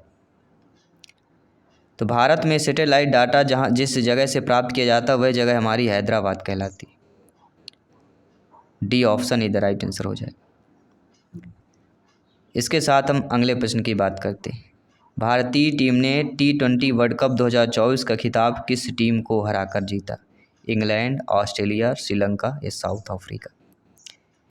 तो जितने भी भाई बहन शिक्षक बंधु स्पोर्ट्स से संबंधित रखते हैं, क्रिकेट प्रेमी हो तो जानते ही होंगे, और अभी तक आपने कमेंट भी कर दिया होगा कि भारतीय टीम T20 वर्ल्ड कप 2024 का खिताब जिस टीम को हराकर जीती थी फाइनल में, वह और कोई नहीं साउथ अफ्रीका है। लगभग 7 या 9 रनों से जीती थी मेरे ख्याल से, मैं भी उस वक्त देख रहा था। जी हाँ, कितने रनों से जीती थी सभी लोग कमेंट करके बताइएगा। अगला प्रश्न है, प्राइमरी स्तर पर ईवीएस शिक्षण आधारित क्या होती है? केवल सिद्धांत थ्योरी ओनली होती है, थ्योरी कम प्रैक्टिकल होता है, या थ्योरी कम एक्टिविटी होती है, या प्रैक्टिकल होता है? सभी लोग बताइए, क्योंकि आप सभी लोग भावी अध्यापक अध्यापिका हैं। अब यहाँ पे हमें ध्यान देना, प्राइमरी स्तर यानी फर्स्ट क्लास से लेके 5th क्लास तक के बच्चों की बात की जा रही है। और ईवीएस शिक्षण किस प्रकार से आधारित होगी? तो थ्योरी और कम एक्टिविटी ज़्यादा। Third option is the right answer. सभी लोग समझ गए अच्छे तरीके से। अगला प्रश्न जो आपके पिछले ईयर में प्रश्न पूछा गया था कि एंटीबायोटिक पेनिसिलिन बैक्टीरिया के खिलाफ कैसे काम करता है? बैक्टीरिया के विकास को रोकता है, जीवाणुओं के केंद्रक पर कार्य करे, वो इसका भित्ति बनाने वाली जीवाणु क्रियाओं को रोकता है, या मानव प्रतिरक्षा में वृद्धि? तो एंटीबायोटिक पेनिसिलिन बैक्टीरिया के खिलाफ किस प्रकार से काम करता है? कोशिका भित्ति में बनने वाली जीवाणु प्रक्रिया को क्या करता है? रोकता है। कोशिका भित्ति में बनने वाले जीवाणु की जो प्रक्रियाएं होती हैं उनको रोकता है। Third option is the right answer. तो हर प्रकार से आपको प्रिपेयर रहना है, क्योंकि ईवीएस में 30 में से 30 लाना है और सभी को 90+ का स्कोर प्राप्त करके क्वालिफाइड करना है। अगला, भारत में राष्ट्रीय पटसन बोर्ड का मुख्यालय कहाँ पर है? भोपाल, मुंबई, कोलकाता, भुवनेश्वर? सभी बताइएगा। जी हाँ साथियों, भारत में राष्ट्रीय पटसन बोर्ड का मुख्यालय कोलकाता की बात करेंगे। थर्ड ऑप्शन हो जाएगा। किसी भी प्रश्न पर डाउट है बेफिक्र आप लोग कमेंट कर सकते हैं। जायसवाल सर आप सभी का अभिनंदन और स्वागत करते हैं। अगला प्रश्न है, उच्च तापमान और आर्द्रता की स्थितियों के कारण दिन के समय मौसम काफ़ी असहनीय हो जाता है, इसे आमतौर पर किस रूप में जाना जाता है? काल वैसाखी, अक्टूबर गर्मी, बारडोली चीरहा या मानसून? तो उच्च तापमान और आर्द्रता की स्थितियों के कारण दिन के समय मौसम काफ़ी जो असहनीय हो जाता है, इसे आमतौर पर साथियों सभी लोग जानते हैं अक्टूबर की गर्मी कहा जाता है। क्यों, किस कारण से होता है? उच्च तापमान आर्द्रता की स्थिति के कारण दिन के समय मौसम काफ़ी असहनीय होता है, लेकिन सुबह शाम मौसम कूल लगता है यानी ठंडा रहता है। अगला प्रश्न आपका और भी इम्पोर्टेंट हो जाता है। क्यों इम्पोर्टेंट है, आइए जानते हैं। भाखड़ा नागल बांध किस राज्य में स्थित है? पंजाब, हरियाणा, जम्मू कश्मीर, हिमाचल प्रदेश? बांध हो गए आपके, ठीक है, जो राष्ट्रीय उद्यान हैं, जो परियोजनाएं हैं, इनसे संबंधित आपके एग्जाम में प्रश्न पूछा ही जाएगा। तो भाखड़ा नागल बांध की अगर बात की जाती है जिस राज्य में स्थित और कोई नहीं, 5 नदियों का प्रदेश पंजाब। 5 नदियों का प्रदेश पंजाब कहलाता है। कौन कौन सी नदियां हैं? सिंधु, यमुना, कौन कौन सी? सभी लोग, सतलज, ब्यास, सिंधु, सतलज, ब्यास, और 2 नदियां कौन कौन सी हैं? नेपाल का राष्ट्रीय खेल कबड्डी, कुश्ती, वॉलीबॉल, बैडमिंटन। सभी लोग बताइए। नेपाल का राष्ट्रीय खेल, तो नेपाल का राष्ट्रीय खेल आप सभी लोग जानते हैं क्या है? वॉलीबॉल। कबड्डी किसका राष्ट्रीय खेल है? पिछले प्रैक्टिस सेट में हमने आपको बताया था, सभी लोग बताइएगा कबड्डी किसका राष्ट्रीय खेल है? उर्मिला परियोजना। अगला प्रश्न साथियों और भी आपके इम्पोर्टेंट हो जाता है कि कौन सा एंजाइम जो प्रोटोजोआ को छोड़कर बाकी सभी जंतु जगत के जंतुओं में पाया जाता है? इंसुलिन, पेप्सिन, रेनिन या एमाइलेज। तो वह एंजाइम जो प्रोटोजोआ को छोड़कर बाकी सभी जंतु जगत के जंतुओं में पाया जाता है वह आपका एमाइलेज कहलाता है। जी हाँ, एमाइलेज एक एंजाइम होता है जो कार्बोहाइड्रेट के पाचन में मदद करता है और इसे पित्ताशय और लार ग्रंथि द्वारा नाभित किया जाता है। अगला प्रश्न और भी इम्पोर्टेंट है, बहुत इंपॉर्टेंट क्वेश्चन है, करंट क्वेश्चन कह सकते हैं, नया क्वेश्चन कह सकते हैं, संभावित प्रश्न कह सकते हैं कि आयुष्मान कार्ड योजना कब शुरू हुई? 2015, 2017, 2019, 2021। आपको हर वैरायटी के यहाँ पे क्वेश्चन मिलेंगे क्योंकि हर प्रकार से हम तैयारी करते हैं। तो आयुष्मान कार्ड योजना कब शुरू होती है, कब शुरू हुई थी? तो लगभग सभी को पता होगा 2017 में इस आयुष्मान कार्ड योजना की शुरुआत की गई थी। और दुनिया का, जी हाँ दोस्तों, भारत नहीं दुनिया का सबसे बड़ा बीमा योजना है आयुष्मान कार्ड योजना। इस योजना के माध्यम से देश के करीब 40% लोगों को हर साल 5 लाख रुपए तक के मुफ्त इलाज की सुविधा मिलती है। ये एक गवर्नमेंट आंकड़ा के वजह अकॉर्डिंग हम आप सभी को बता रहे हैं। अगला प्रश्न है मेरे साथियों, मेरे सभी शिक्षक बंधुओं कि स्कूल ने पौधे के अध्ययन के लिए एक क्षेत्र भ्रमण आयोजित किया, इससे बच्चे क्या जान पाएंगे? कुछ पौधे को उनके नाम से पहचाने पाएंगे या पौधे के बाहरी लक्षणों को देखकर उनमें भेद कर पाएंगे। तो आप सभी लोग जानते समझते हैं, ज्ञानी सर्वव्याख्याता लोग हैं कि भ्रमण से, क्षेत्र भ्रमण से EVS पर्यावरण में प्रश्न तो आता ही आता है। तो स्कूल ने पौधे के अध्ययन के लिए क्षेत्र भ्रमण आयोजन किया। इस पर कुछ पौधे को उनके नाम से पहचान भी पाएंगे बच्चे, पौधे के बाहरी लक्षणों को देखकर भी उनमें भेद भी कर पाएंगे, इसकी पत्ती ऐसी है, इसका पेड़ है ऐसा, कलर ऐसा है, ऐसे फल ऐसे हैं, ऐसे भी विभेदन किया जा सकता है। तो सी यानी 1 और 2 दोनों चीज़ें सही हो जाएंगी। इसके बाद आइए जानते हैं अगला प्रश्न, बहुत ही प्यारा सा प्रश्न दिया गया है और प्यारा सा सभी को फीडबैक करना है और बताना है कि निम्नलिखित में से कौन एक शिक्षक की भूमिका के रूप में सत्य दिया गया है? क्योंकि आप सभी लोग एक शिक्षक की भूमिका निभाएंगे, शिक्षा का दान करेंगे, ठीक है, शिक्षा का प्रचार प्रसार करेंगे और इसीलिए हम कहते हैं राष्ट्र हित में शिक्षा। सभी मित्रों को जय हिंद, वंदे मातरम, पावर्ड बाय शिक्षा ही प्रकाश। क्योंकि शिक्षा हमेशा प्रकाश में इंसान को बना देती है, जहाँ शिक्षा होती है उस वहीं पर प्रकाश में हो जाता है। तो आपके अकॉर्डिंग एक शिक्षक की भूमिका किस रूप में होगी, सत्य बताना है। शिक्षक को विभिन्न छात्रों की योग्यताओं, विशेषताओं और विविधताओं की उपेक्षा करनी चाहिए। शिक्षकों को केवल पाठ योजना पर ध्यान देना चाहिए। शिक्षकों को वार्षिक योजना के साथ साथ पाठ्य योजना पर भी ध्यान देना चाहिए। या कह सकते हैं ऑप्शन नंबर डी कि शिक्षकों को छात्रों के प्रति एक सामान्यीकृत रूढ़वादी दृष्टिकोण के साथ शिक्षण योजनाएं बनाते रहना चाहिए। अब देखिए, एक शिक्षक की भूमिका की बात की जा रही है और एक प्रश्न आना ही आना है शिक्षक की भूमिका से। देखिए, अगर योग्यता विशेषताओं की उपेक्षा करना तो निगेटिव हो जाएगा, केवल पाठ्य योजना यह भी निगेटिव हो जाएगा।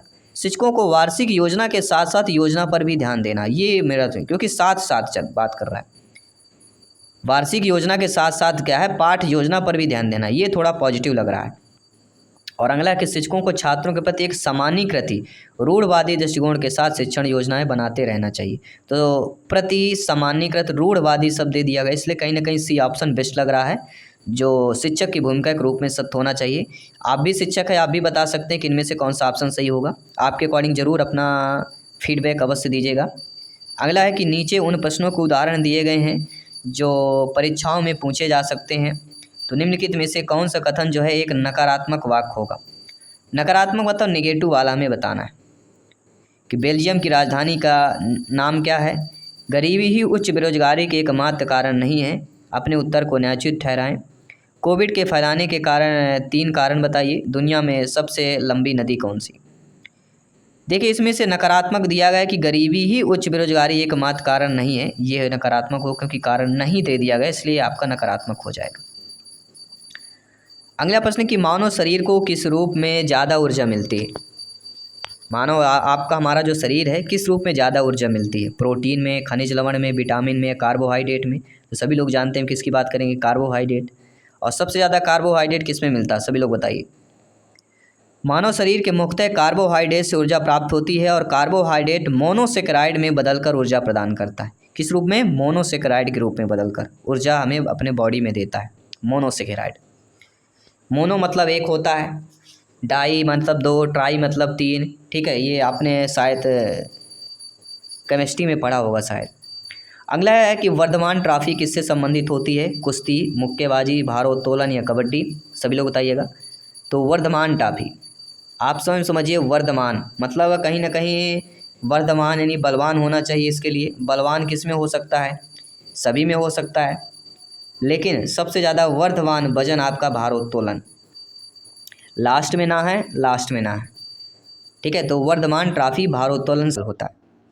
अगला, पौधे के लिए सबसे अच्छी मिट्टी कौन सी होती है? बलुई, चिकनी, काली, लेटेराइट? तो मेरे शिक्षक बंधु सभी लोग जानते हैं, आप लोग सभी लोग यानी सर्वव्याख्याता लोग हैं, कि पौधे के लिए जो सबसे अच्छी मिट्टी कहलाती है वह चिकनी मिट्टी ही कहलाती है। क्योंकि चिकनी मिट्टी साधारणतः मिट्टी, बलुई मिट्टी और रेत का मिश्रण होता है, जो पौधे के लिए बहुत अच्छी माना जाता है। सभी लोग समझ गए? आइए बात करते हैं अगले प्रश्न। बोरी वन्यजीव अभयारण्य किस राज्य में स्थित है? छत्तीसगढ़, मध्य प्रदेश, महाराष्ट्र, राजस्थान? एक क्वेश्चन अभयारण्य से आना ही आना है, सभी लोग जानते हैं। तो बोरी वन्यजीव अभयारण्य अगर पूछा जाएगा तो आपका जवाब होना चाहिए मध्य प्रदेश। मध्य प्रदेश में कहाँ पर है? बोरी वन्यजीव अभयारण्य मध्य प्रदेश के होशंगाबाद जिले में है। लगभग 518 वर्ग किलोमीटर में फैला हुआ है। हो सकते हैं काफ़ी लोग आप होशंगाबाद से होंगे, तो कमेंट करके जरूर बताइएगा। तो यह बांसों के एक प्रमुख जंगल है, जहाँ पे ज़्यादातर बांसों का जंगल कहलाता है, जहाँ पे बाघ, तेंदुआ, हिरण, चीतल ये सारे पाए जाते हैं। इस अभयारण्य पर रहते हैं ये जीव। तो होशंगाबाद जिला याद रखिएगा। अगला प्रश्न है, भारत का पहला तितली पार्क किस राष्ट्रीय उद्यान में विकसित किया? जी हाँ, भारत का पहला तितली पार्क कर्नाटक, कलकत्ता, असम। तो भारत का पहला जो तितली पार्क राष्ट्रीय उद्यान है वह आपके बन्नेरघट्टा राष्ट्रीय उद्यान जो कर्नाटक में स्थित है, इस पर किया गया। तो फर्स्ट ऑप्शन इधर राइट आंसर। ठीक है, भारत के पहले तितली उद्यान को बन्नेरघट्टा राष्ट्रीय उद्यान के नाम से जाना जाता है और ये कर्नाटक में विकसित है। सभी प्यारे मित्र जानते समझते हैं। अगला प्रश्न आइए देख लेते हैं कि इनमें से कौन सा अंतर्राष्ट्रीय संगठन है जो विश्व भर में पर्यावरण से संबंधित सुरक्षा कार्यों से संबंधित है? WWF, WHO, पेटा या UN?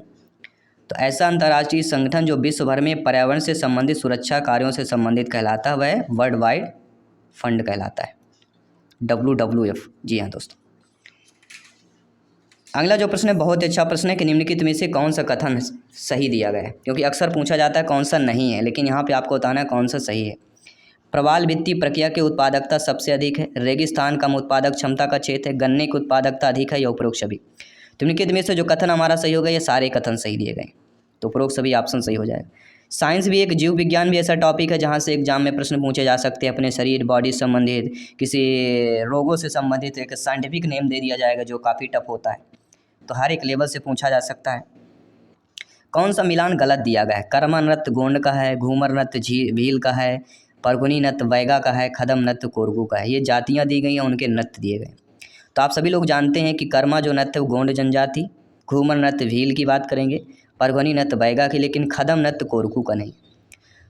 तो खदम नृत्य किसका कहला जाता है? खदम नृत्य जो एक भारिया जनजाति होती, आपने सुना होगा।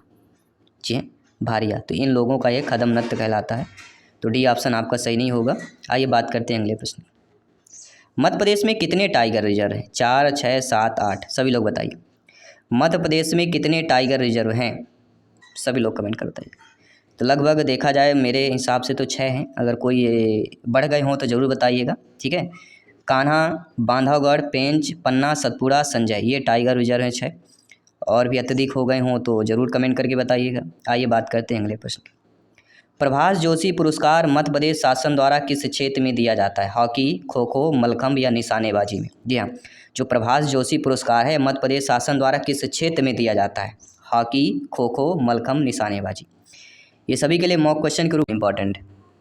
और PDF फाइल नोट्स प्राप्त करने के लिए आज ही हमारे टेलीग्राम चैनल पे ज्वाइन कीजिए। ये सारे PDF फाइल आपको प्राप्त हो जाएंगे।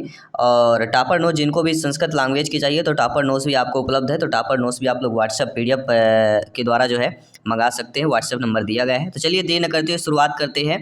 प्रश्न यहाँ पे दिया गया कि छात्राणाम भाव प्रकाशनस्य शक्तैः विकासैः भवति। अर्थात साथियों, छात्रों में भाव प्रकाशन की शक्ति का विकास होता है, किस विधि द्वारा होता है? वाद विवाद विधिना, प्रश्नोत्तर विधिना, पारायण विधिना, पाठशाला विधिना। ये एमपीटेड वर्ग 2 में पूछा गया प्रश्न था। तो छात्रों में भाव प्रकाश शक्ति का विकास किस प्रकार से किया जाता है। अब देखिए, छात्रों में भाव प्रकाश शक्ति का विकास की बात कर रहे हैं, तो आप सभी लोग जानते हैं भाव क्या है, भाव प्रकाशनस। तो हम भाव किसके द्वारा बता सकते हैं, हमारे अंदर जो भावनाएं होंगी, हमारे अंदर जो भाव होंगे, अच्छे होंगे, गुण अवगुण किसी प्रकार से कैसे बता सकते हैं। तो कुछ न कुछ बातचीत होगी, मतलब वाद विवाद विधि की बात करेंगे। तो वाद विवाद छात्राणां भाव प्रकाशनस शक्त विकास ही वाद विवाद विधिना भवति। First option is the right answer. I hope सभी लोग समझ रहे होंगे। बहुत बहुत धन्यवाद सभी का, मेरे प्यारे प्यारे भाइयों की प्यारी प्यारी बहनें गृहिणी जिनका सपना है अध्यापक अध्यापिका बनना, शिक्षक बनना। अगला प्रश्न है, भारतीय संस्कृतीय संरचनाएं कह पद्धति नितराम उपयुक्त भवति। यानी भारतीय संस्कृत की दृष्टि से भारतीय संस्कृत संरक्षण की कौन सी पद्धति जो है इनमें से नितरा उपयुक्त भवति, उपयुक्त आपको बताना है कौन सी विधि होगी भारतीय संस्कृत की संरक्षण के लिए। भंडारकर पद्धति, पाठ्य पुस्तक, परंपरागति या निर्वाध पद्धति। अब देखिए प्रश्न को समझिए, भारतीय संस्कृत के संरक्षण की पद्धति पूछी जा रही है, ठीक है।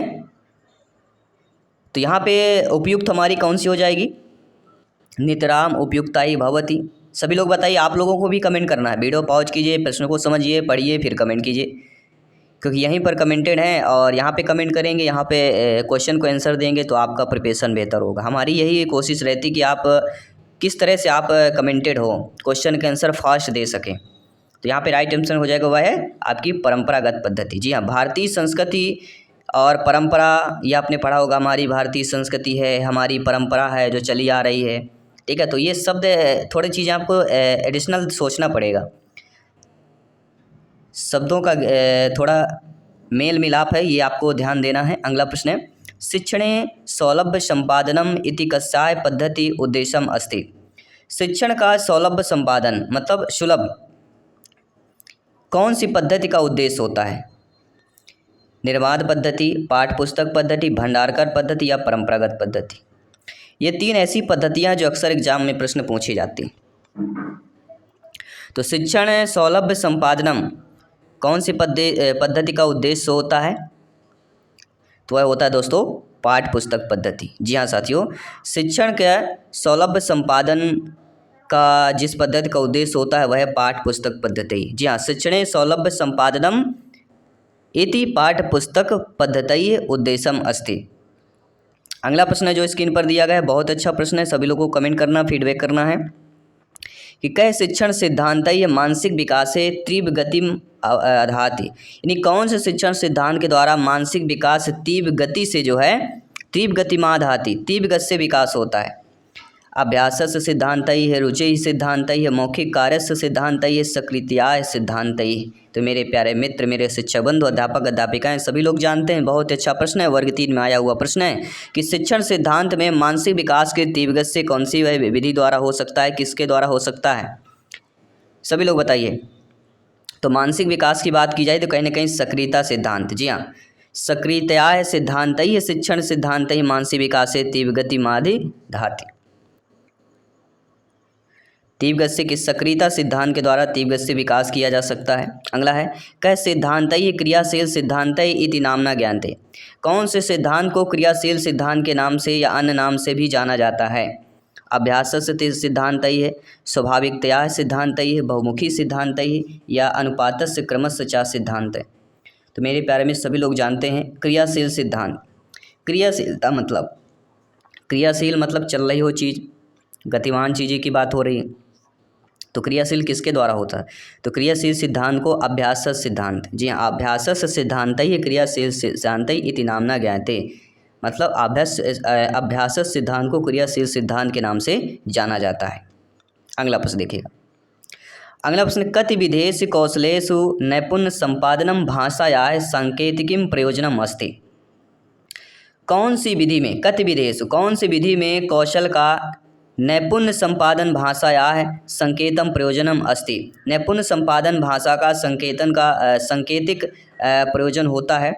आपका त्रिविधेषु, द्विविधेषु, चतुर्विधेषु या पंचविधेषु कितने विधि होते हैं। कतिविधेषु कितने विधि के द्वारा कौशलेषु नैपुण्य संपादनम भाषाया सांकेतिक प्रयोजनम अस्ति। भाषा का सांकेतिक रूप में जो है प्रयोजन किया जाता है कितने गतिविधिषु कितने विधि द्वारा। तो हम बचपन से पढ़ते आ रहे हैं, जब से हमने D.Ed B.Ed किया है। बचपन मतलब यही हो गया, शिक्षा से जुड़े हुए हैं। D.Ed B.Ed आपने कर लिया मतलब शिक्षक की ओर अग्रसर हो गए आप लोग। तो यहाँ पे हमारा राइट ऑप्शन क्या हो जाएगा, वह सभी लोग जानते हैं 4 विधियाँ हैं। ठीक है, चतुर्विधेषु आप लोगों ने कमेंट भी कर दिया होगा, बहुत ही सिंपल सा प्रश्न था। अगला प्रश्न देखते हैं, छात्राणाम द्वितीयो लक्षिता अधिगम विशेषः किम नामकम कौशलम अस्ति।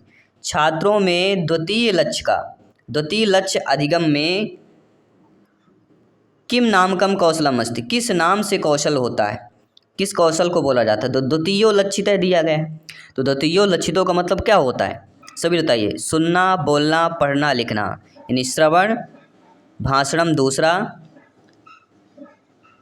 सुनना बोलना पठन कौशल तीसरा, लेखन चौथा। तो क्रम में दिया गया है, तो भाषण कौशल हो जाएगा। छात्राणाम द्वितीयो लक्षित अगम विशेषः भाषण कौशलम अस्ति। ठीक है, तो ये चीज़ें पूछी जा रही हैं, सभी लोगों को समझना है। अगर पूरा सेंटेंस आपको पूरा वाक्य जो समझ प्रश्न नहीं आ रहा तो कुछ शब्दों को देखिए क्या चीज़ आप समझ पा रहे हैं, उसी के आधार पर प्रश्नों का आंसर ढूंढने की कोशिश कीजिए, समझने की कोशिश कीजिए और आप जरूर सफल हो जाएंगे। अगला है वर्णोच्चारण शिक्षणेन कस्य निमित्तं प्रशिक्षणं भवति। देखिए हम कोई संस्कृत के टीचर नहीं है, हमारी जो हमने पढ़ा है ना बचपन में, इतनी चीज़ें तो जानते हैं। हमारा जो सब्जेक्ट है वो मैथ्स है, और मैथ्स सब्जेक्ट है तो कहीं ना कहीं सब चीज़ें मैनेज की जाती है, और लगभग 4 साल से ज़्यादा हो रहे हैं हमें इस पढ़ाते हुए, तो इन चीज़ों का एक नॉलेज हो जाता है रिपीट, इसलिए अभ्यास प्रैक्टिस ज़रूरी है। तो प्रैक्टिस के तौर पर सारा नॉलेजेबल चीज़ें होती हैं, नॉलेज हो जाता है, ज्ञात हो जाता है।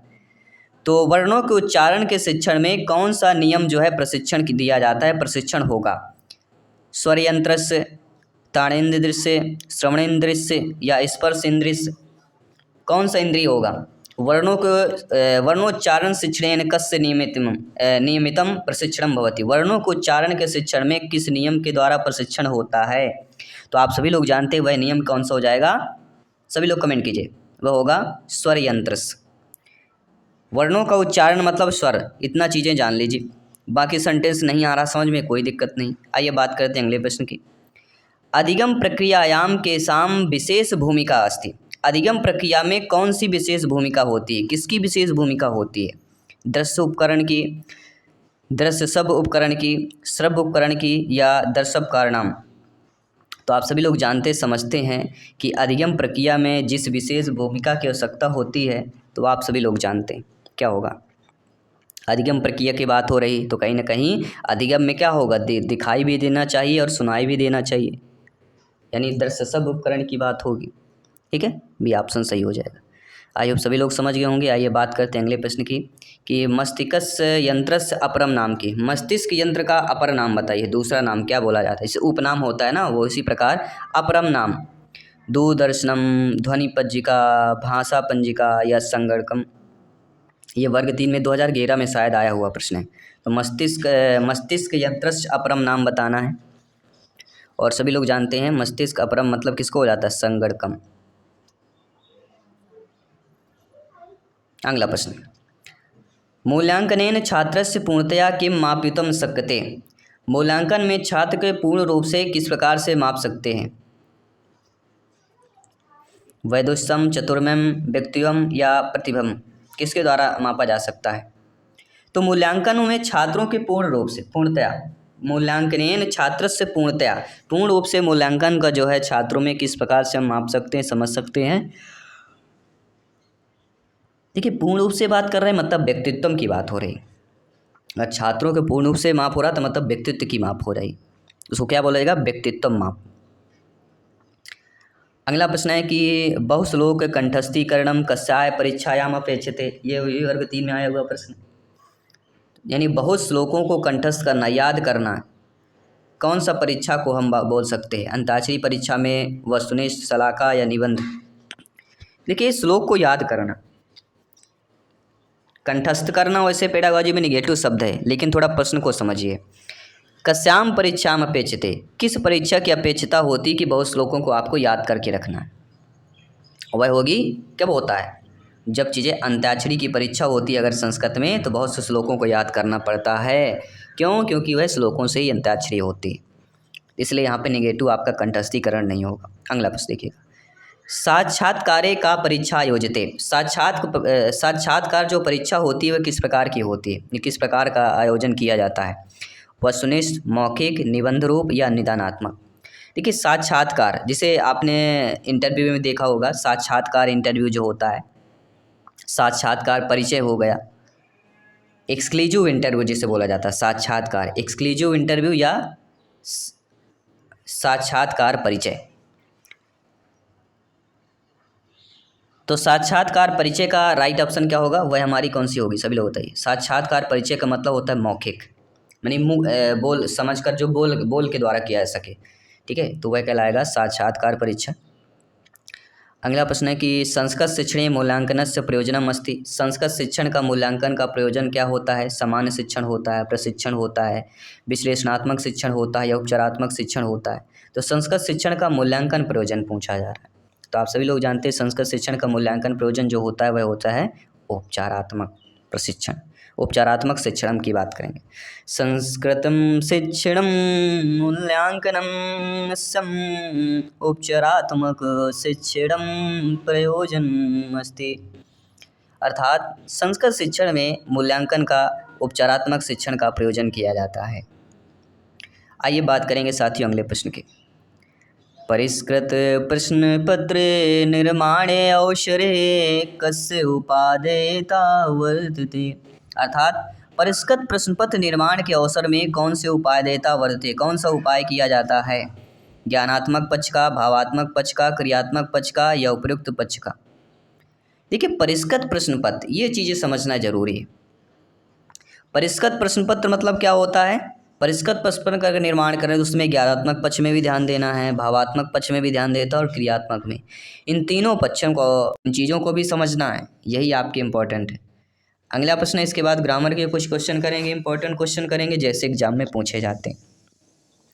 प्रश्न है, सहज रूपेण भाषा अधिगमन संदर्भे महत्वपूर्णम अस्ति। सहज रूप से भाषा अधिगम के संदर्भ में महत्वपूर्ण क्या होता है? अधिकृत शब्द अधिकृत वाक्य निर्माणम, लेखनम, कथन शैल्य अपेभ्याय अर्थ स्पष्टीकरणम, अभिभावका नाम वाक्या नाम श्रवणम। तो सहज रूप से अगर भाषा अधिगम के संदर्भ में महत्वपूर्ण जो होता है वह होता है कथन शैल अपेभ्याय अर्थ स्पष्टीकरण, क्योंकि अर्थ स्पष्टीकरण बहुत ही इम्पोर्टेंट हो जाता है आपका, ठीक है। चलिए कुछ ग्रामर के क्वेश्चन कर लेते हैं जैसे एग्जाम में आपके पूछे जाते हैं। प्राप्य अस्मिन पदे का प्रत्यय अस्ति। अब प्राप्य पद में आपको प्रत्यय क्या हो जाएगा? तो जो प्राप्य आपका शब्द दिया गया है, इस शब्द में ये आपके ग्रामर जो आपके अपने गद्यांश पद्यांश होते हैं उन शब्दों से लेके पूछे जाते हैं, इसी प्रकार से पूछे जाते हैं। प्रीवियस ईयर में इसी प्रकार से पूछा गया था। तो प्राप्य अस्मिन शब्द में प्रत्यय हमें पहचानना है, तो प्राप्य में जो प्रब्ध हो जाएगा आपका कौन सा हो जाएगा? यहाँ पे लेप प्रत्यय हो जाएगा, ठीक है, बी ऑप्शन सही हो जाएगा। किसी भी प्रश्न पर डाउट है तो बेफिक्र आप लोग कमेंट कर सकते हैं, फीडबैक कर सकते हैं। जयसवाल सर हाथ जोड़कर आप सभी के अभिनंदन और स्वागत करते हैं। साथियों व्यायामयी है खाली स्थान हीनमपि सुदर्शनम करोति इत्यत्र रिक्त स्थाने किम पदम समुचम। गुणई है गुणेभ्यय गुणानाम गुणेषु। तो शब्दों और अर्थ को समझना भी जरूरी होता है, सटीक क्या होगा? तो व्यायामय है गुणहीनमपि सुदर्शनम करोति, यहाँ पे गुण होगा ना कि गुणभ्यय गुणानाम गुणेषु। तो आपका विभक्ति भी बननी चाहिए, कौन सी विभक्ति क्या होगा? तो व्यायामाय गुणहीनमपि सुदर्शनम करोति। तो फर्स्ट ऑप्शन यहाँ पे आपका आंसर आ जाएगा। इसके बाद है कि छात्रा है मधुराम खाली स्थान उवाच इत्यतिरिक्त स्थाने समुचित पदम करना है। गिराम आएगा गिरम आएगा गिरिम आएगा गिरे आएगा। तो शब्दों को समझना बहुत जरूरी है, विभक्ति समझना बहुत जरूरी है, ठीक है। तो छात्रा है मधुराम गिरम इवाज, तो यहाँ पे गिरम आ जाएगा, ठीक है, ना कि गिरिम गिरी ना, तो यहाँ पे गिरम इज द राइट आंसर हो जाएगा। इसके बाद साथियों के निमित्तात् कर्म योग का विभक्ति। तो निर्मित्तात् कर्म योग में कौन सी विभक्ति हो जाएगी?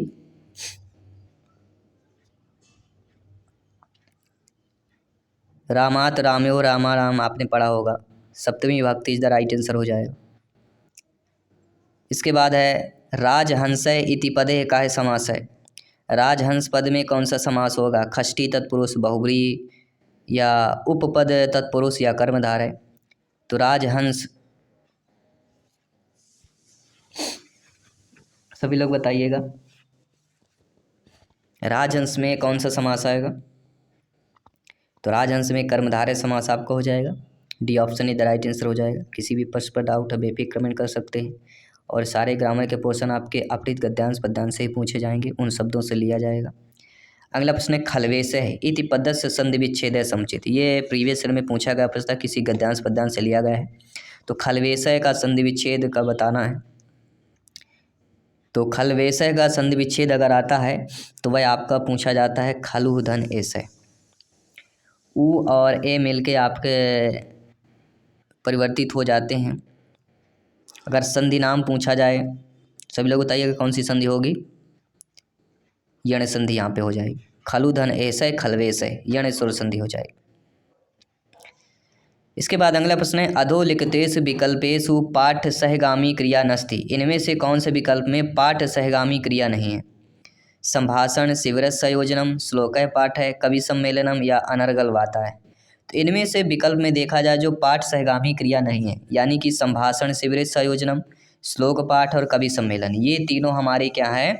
ये तीनों विकल्प पाठ सहगामी क्रिया हैं। लेकिन अनर्गल वाता ये पाठ सहगामी क्रिया नहीं होती, क्योंकि कोई अगर अनर्गल बात कर रहा है जो अर्थ है उसका कोई ना उसका अर्थ है ना ही कुछ चीज़ें सार्थक है, तो अनर्गल बातें हो जाएंगी जो पाठ सहगामी क्रिया नहीं होगा। इसलिए अकॉर्डिंग टू क्वेश्चन यहाँ पे डी ऑप्शन सही हो जाएगा। ये प्रीवियस में पूछा गया प्रश्न था, इसलिए कंबाइन कर लिया गया है।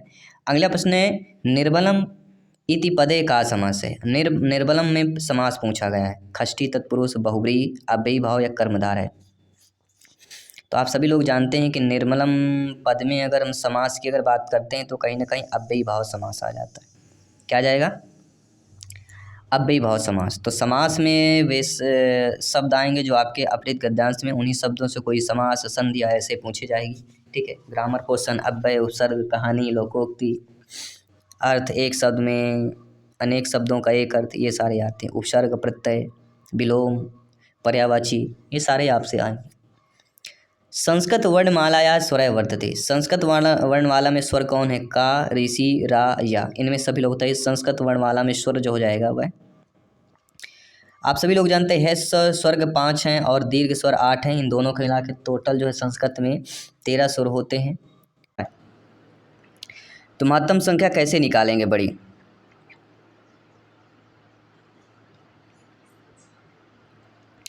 अब देखिए पहला जो हमारा विकल्प दिया गया है 2 + 2 + 2 + 2 + 2 की पावर 3 दिया गया है, यानी कि 2 + 2 करें कोष्टक के अंदर, पहले हम सॉल्व करते हैं तो 12 की पावर 3 यानी कि टोटल कितना आ जाएगा? 1728 आ जाएगा इसका।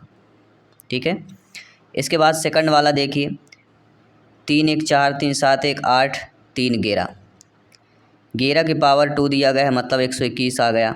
इसके बाद देखिए थर्ड ऑप्शन 1 2 1 3 1 4, 4 की पावर 5 दिया गया है, मतलब 1024। और चौथा है ऑप्शन 2 दूनी 4 1 5 की पावर 4 अर्थात 625। अब यहाँ पे आपको ध्यान देना है कि सबसे बड़ी महत्तम, तो आप लोग समझ गए होंगे सबसे बड़ी महत्तम पहली संख्या होगी जो 1728 आ रही है। ठीक है, तो पहली संख्या ऑलरेडी आपकी बड़ी हो जाएगी। दूसरा प्रश्न दिया गया कि यदि 111 111 111 को 111 से भाग दिया जाए तो भागफल कितना होगा? तो भाग देना सभी को, यहाँ पे बस 111 का भाग दे देना है। तो भाग की संख्या सभी लोग पता होगा, 0 0 हो जाएगा, 1 आएगा, भाग नहीं जाएगा, फिर 1 आ जाएगा। ठीक है, फिर भाग नहीं जाएगा, फिर 1 आ जाएगा। जब 111 हो जाएंगे आपके तो फिर 1 बार जाएगा, तो फिर वही 0 आ जाएगा, फिर डबल 0 आएगा, फिर 1 आ जाएगा। तो ये 3 11 कर जाएंगे, तो हमारी संख्या कितनी? 100 आ जाएगी। तो 100 किस में दिया गया है? देखिएगा 100 थर्ड ऑप्शन में दिया गया है, तो हमारा भागफल हो जाएगा। अगला प्रश्न है, कुछ प्रश्न ऐसे भी करेंगे जो आपके वर्ग 3 में पूछे गए प्रश्न थे, तो ध्यानपूर्वक समझिएगा। 231 596 को किस एक संख्या से गुणा करें कि दोनों गुणनफल बराबर हो जाए? ये वर्ग 3 में आया हुआ प्रश्न है, ध्यानपूर्वक समझिए। 231 596 को किसी एक संख्या से गुणा करें कि दोनों गुणनफल बराबर हो जाए। संख्या बदली थी लेकिन प्रश्न यही था, संख्याएं चेंज हैं। ठीक है, तो किन्हीं दो अलग अलग मान वाली संख्याओं को अगर शून्य से गुणा कर देते तो वह संख्या क्या हो जाती है, शून्य हो जाती हैं। तो इसमें अगर शून्य का करेंगे तो ये भी शून्य हो जाएगा, इसमें भी। तो किसी एक संख्या गुणा करें कि गुणनफल बराबर हो जाए तो वह संख्या शून्य होगा। शून्य से भी किसी भी संख्या से गुणा जाएगा वह गुणनफल शून्य ही आएगा। ठीक है, बराबर हो जाएगा। अगला है 0.0159 में एक का स्थानीय मान बताना है। अब यहाँ पे देखें एक का स्थानीय मान, दशमलव में स्थानीय मान कैसे निकालते हैं समझिएगा।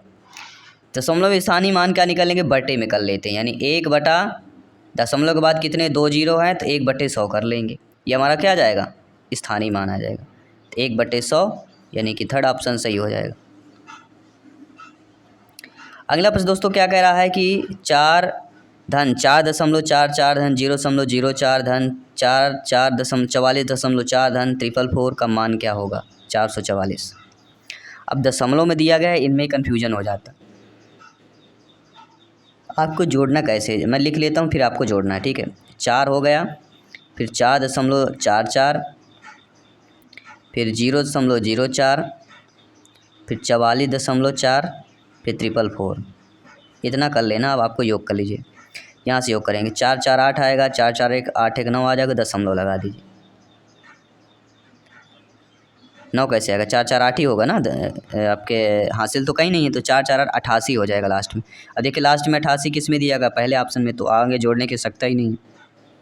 अगला प्रश्न देखिएगा, काजल 1 घंटे में एक किताब का 1/3 भाग पढ़ती है, वह किताब को 2 सही 1/5 घंटे पढ़ती है।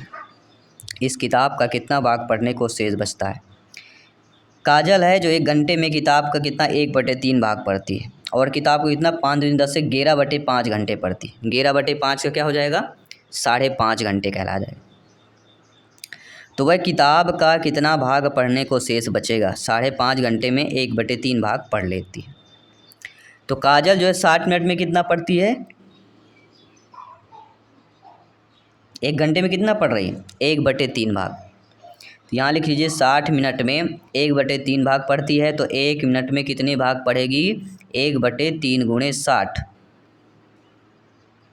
तो 132 मिनट में कितना पढ़ेगी भाई। जो हमने ये आपका 11/2 है, 5.5 घंटे का है जो हमने निकाला है, 11/5, 2 सही 1/5 घंटे का, तो एक टोटल आते हैं आपको 132 मिनट में। तो 132 मिनट में कितना हो जाएगा आपका, 132/3 गुणे 60 क्या हो जाएगा, 132 गुणे 3/7, 3 गुणे 60 आएगा। इसको काट लीजिए सभी लोग, इसकी वैल्यू आ जाएगी 11/5,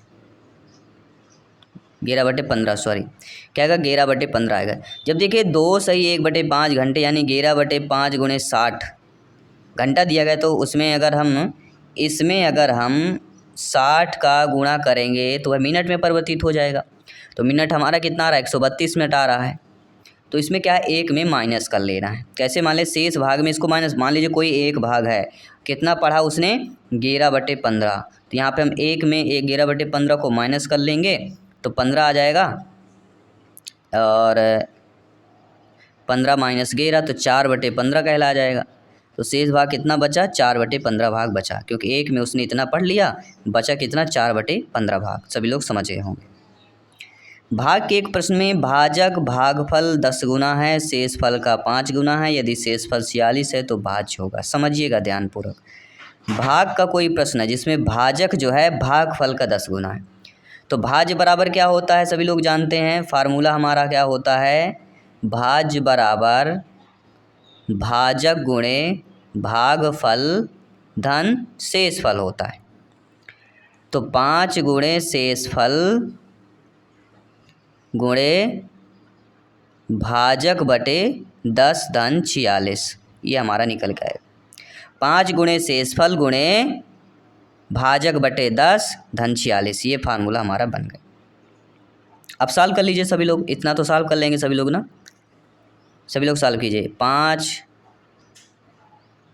46 टोटल कितना आ गया, 5 गुणे 46 गुणे 5 गुणे 46 धन 10 धन 46, 10 को काट दीजिए, टोटल वैल्यू आपकी आ जाएगी कितनी, सभी लोग निकाल लीजिए। सभी लोग सॉल्व कर लीजिए। टोटल आएगी आपकी 53, 52, 90 धन 46, तो कितना हो जाएगा 53 36, 5336। देखिए किस में दिया गया है, फोर्थ ऑप्शन में। तो गुणा भाग आपको करना पड़ेगा, इसीलिए बोलते हैं रफ पेन लेके बैठिए, क्योंकि कुछ आप लोग भी कीजिए। जब आप लोग करेंगे तो माइंड की मेमोरी में सेव होगी, क्योंकि हाथों से लिखा हुआ याद रहता है। आप पढ़ लेंगे, देख लेंगे, वो कभी ना कभी भूल जाता है।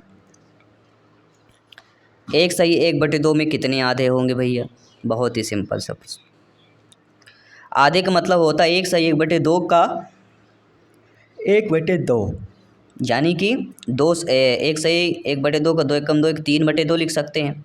3/2 गुणे 1/2 आएगा। अब बोलेंगे आधा है तो गुणे में क्यों कर रहे हैं? इसलिए कर रहे हैं क्योंकि 3/2 बटे 1/2, जब ए संख्या होती तो क्या होती है, ऊपर गुणे के रूप में आ जाती कि नहीं आ जाती? आ जाती ना। तो 3/2 गुणे 1/2 बराबर क्या आ जाएगा? 3/4। क्या आएगा दोस्तों? 3/4। तो इनमें से कोई नहीं वाला ऑप्शन सही हो जाएगा। सही हो जाएगा कि नहीं हो जाएगा?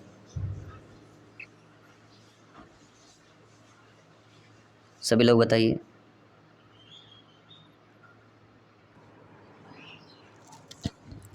तो आइए बात करेंगे आपके अगले प्रश्न के। अगला प्रश्न आपकी स्क्रीन पर दिया गया है कि 18, 28, 218 को 18 से भाग करने पर शेषफल कितना होगा? तो ये भाग है कुछ कुल मिला के, तो आपको 18 से यहाँ से भाग कर देना है, ठीक है। तो भाग तो सभी से बनता होगा, आप बच्चों को पढ़ाते होंगे। तो 18 से भाग करेंगे तो यहाँ पर शेषफल आपका 12 प्राप्त हो जाएगा। तो सेकंड ऑप्शन जो दिया गया है वो आप लोगों का सही हो जाएगा। इसके बाद अगला प्रश्न पूछा जा रहा है कि किसी दो अंकों की संख्या में दहाई का अंक इकाई के अंक से 4 अधिक है, दोनों को अंकों का योग उस संख्या का 1/7 है, तो इकाई के अंक वाला कितना होगा? ये भी आपके वर्ग 3 में आया हुआ प्रश्न है। संख्याएं बदली हैं लेकिन इसी प्रकार का पूछा गया है। तो मान लीजिए कोई इकाई का अंक x मान लीजिए यहाँ पे, और दहाई का क्या मानिए? दहाई का अंक क्या मानेंगे? क्योंकि दहाई का अंक इकाई के अंक से 4 अधिक है, तो दहाई का अंक क्या मान लेना? x+4 मान लीजिए, क्योंकि 4 अधिक है, तो इकाई का x और दहाई का x+4 आ गया। तब प्रश्नानुसार क्या कह रहा है कि इन्हीं किसी दो अंकी संख्या में दहाई का अंक इकाई के अंक से 4 अधिक है, दोनों अंकों का योग उस संख्या का 1/7 है। तो दोनों संख्या का योग मतलब x+4 + x बराबर दोनों संख्याओं का योग संख्या का 1/7 है। बराबर क्या कर देंगे हम? 10 × x+4 + x/7। 10 क्यों आया? क्योंकि इकाई दहाई का रूल सभी लोगों को पता ही होगा।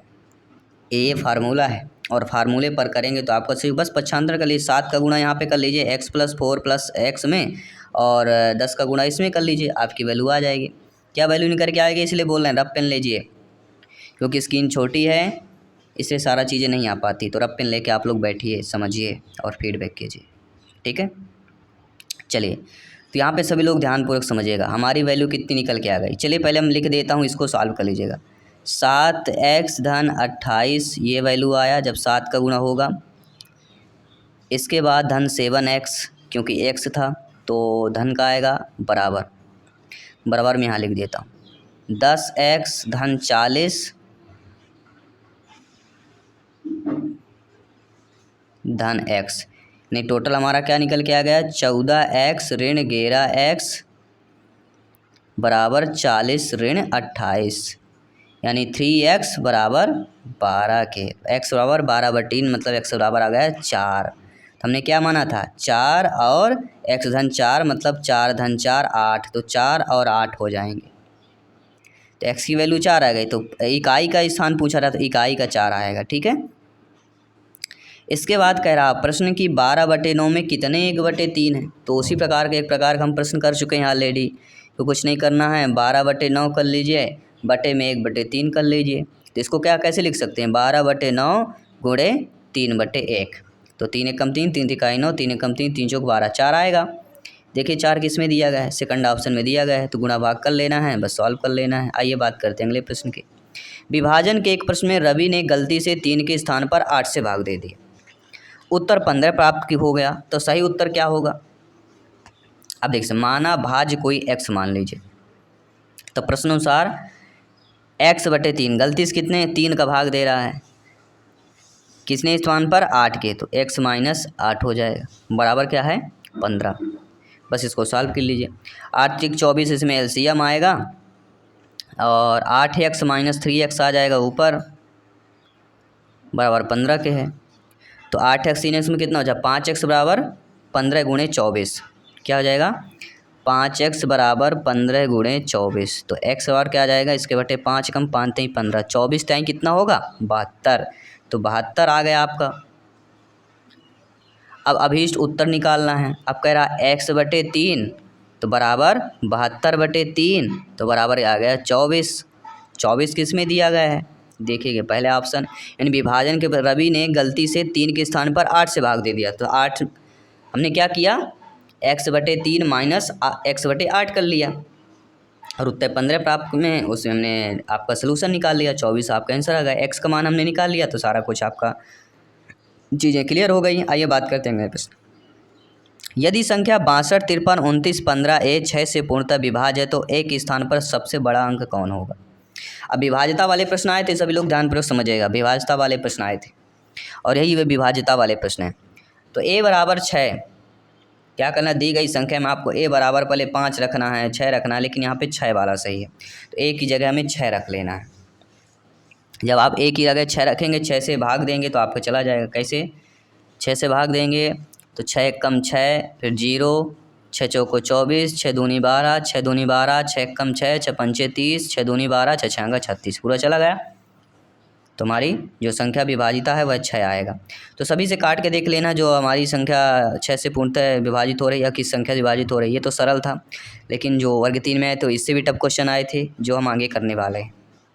कोई दो अंकों की संख्या तथा उनके स्थान पर परिवर्तन से बनने वाली नई संख्या का योग 110 है।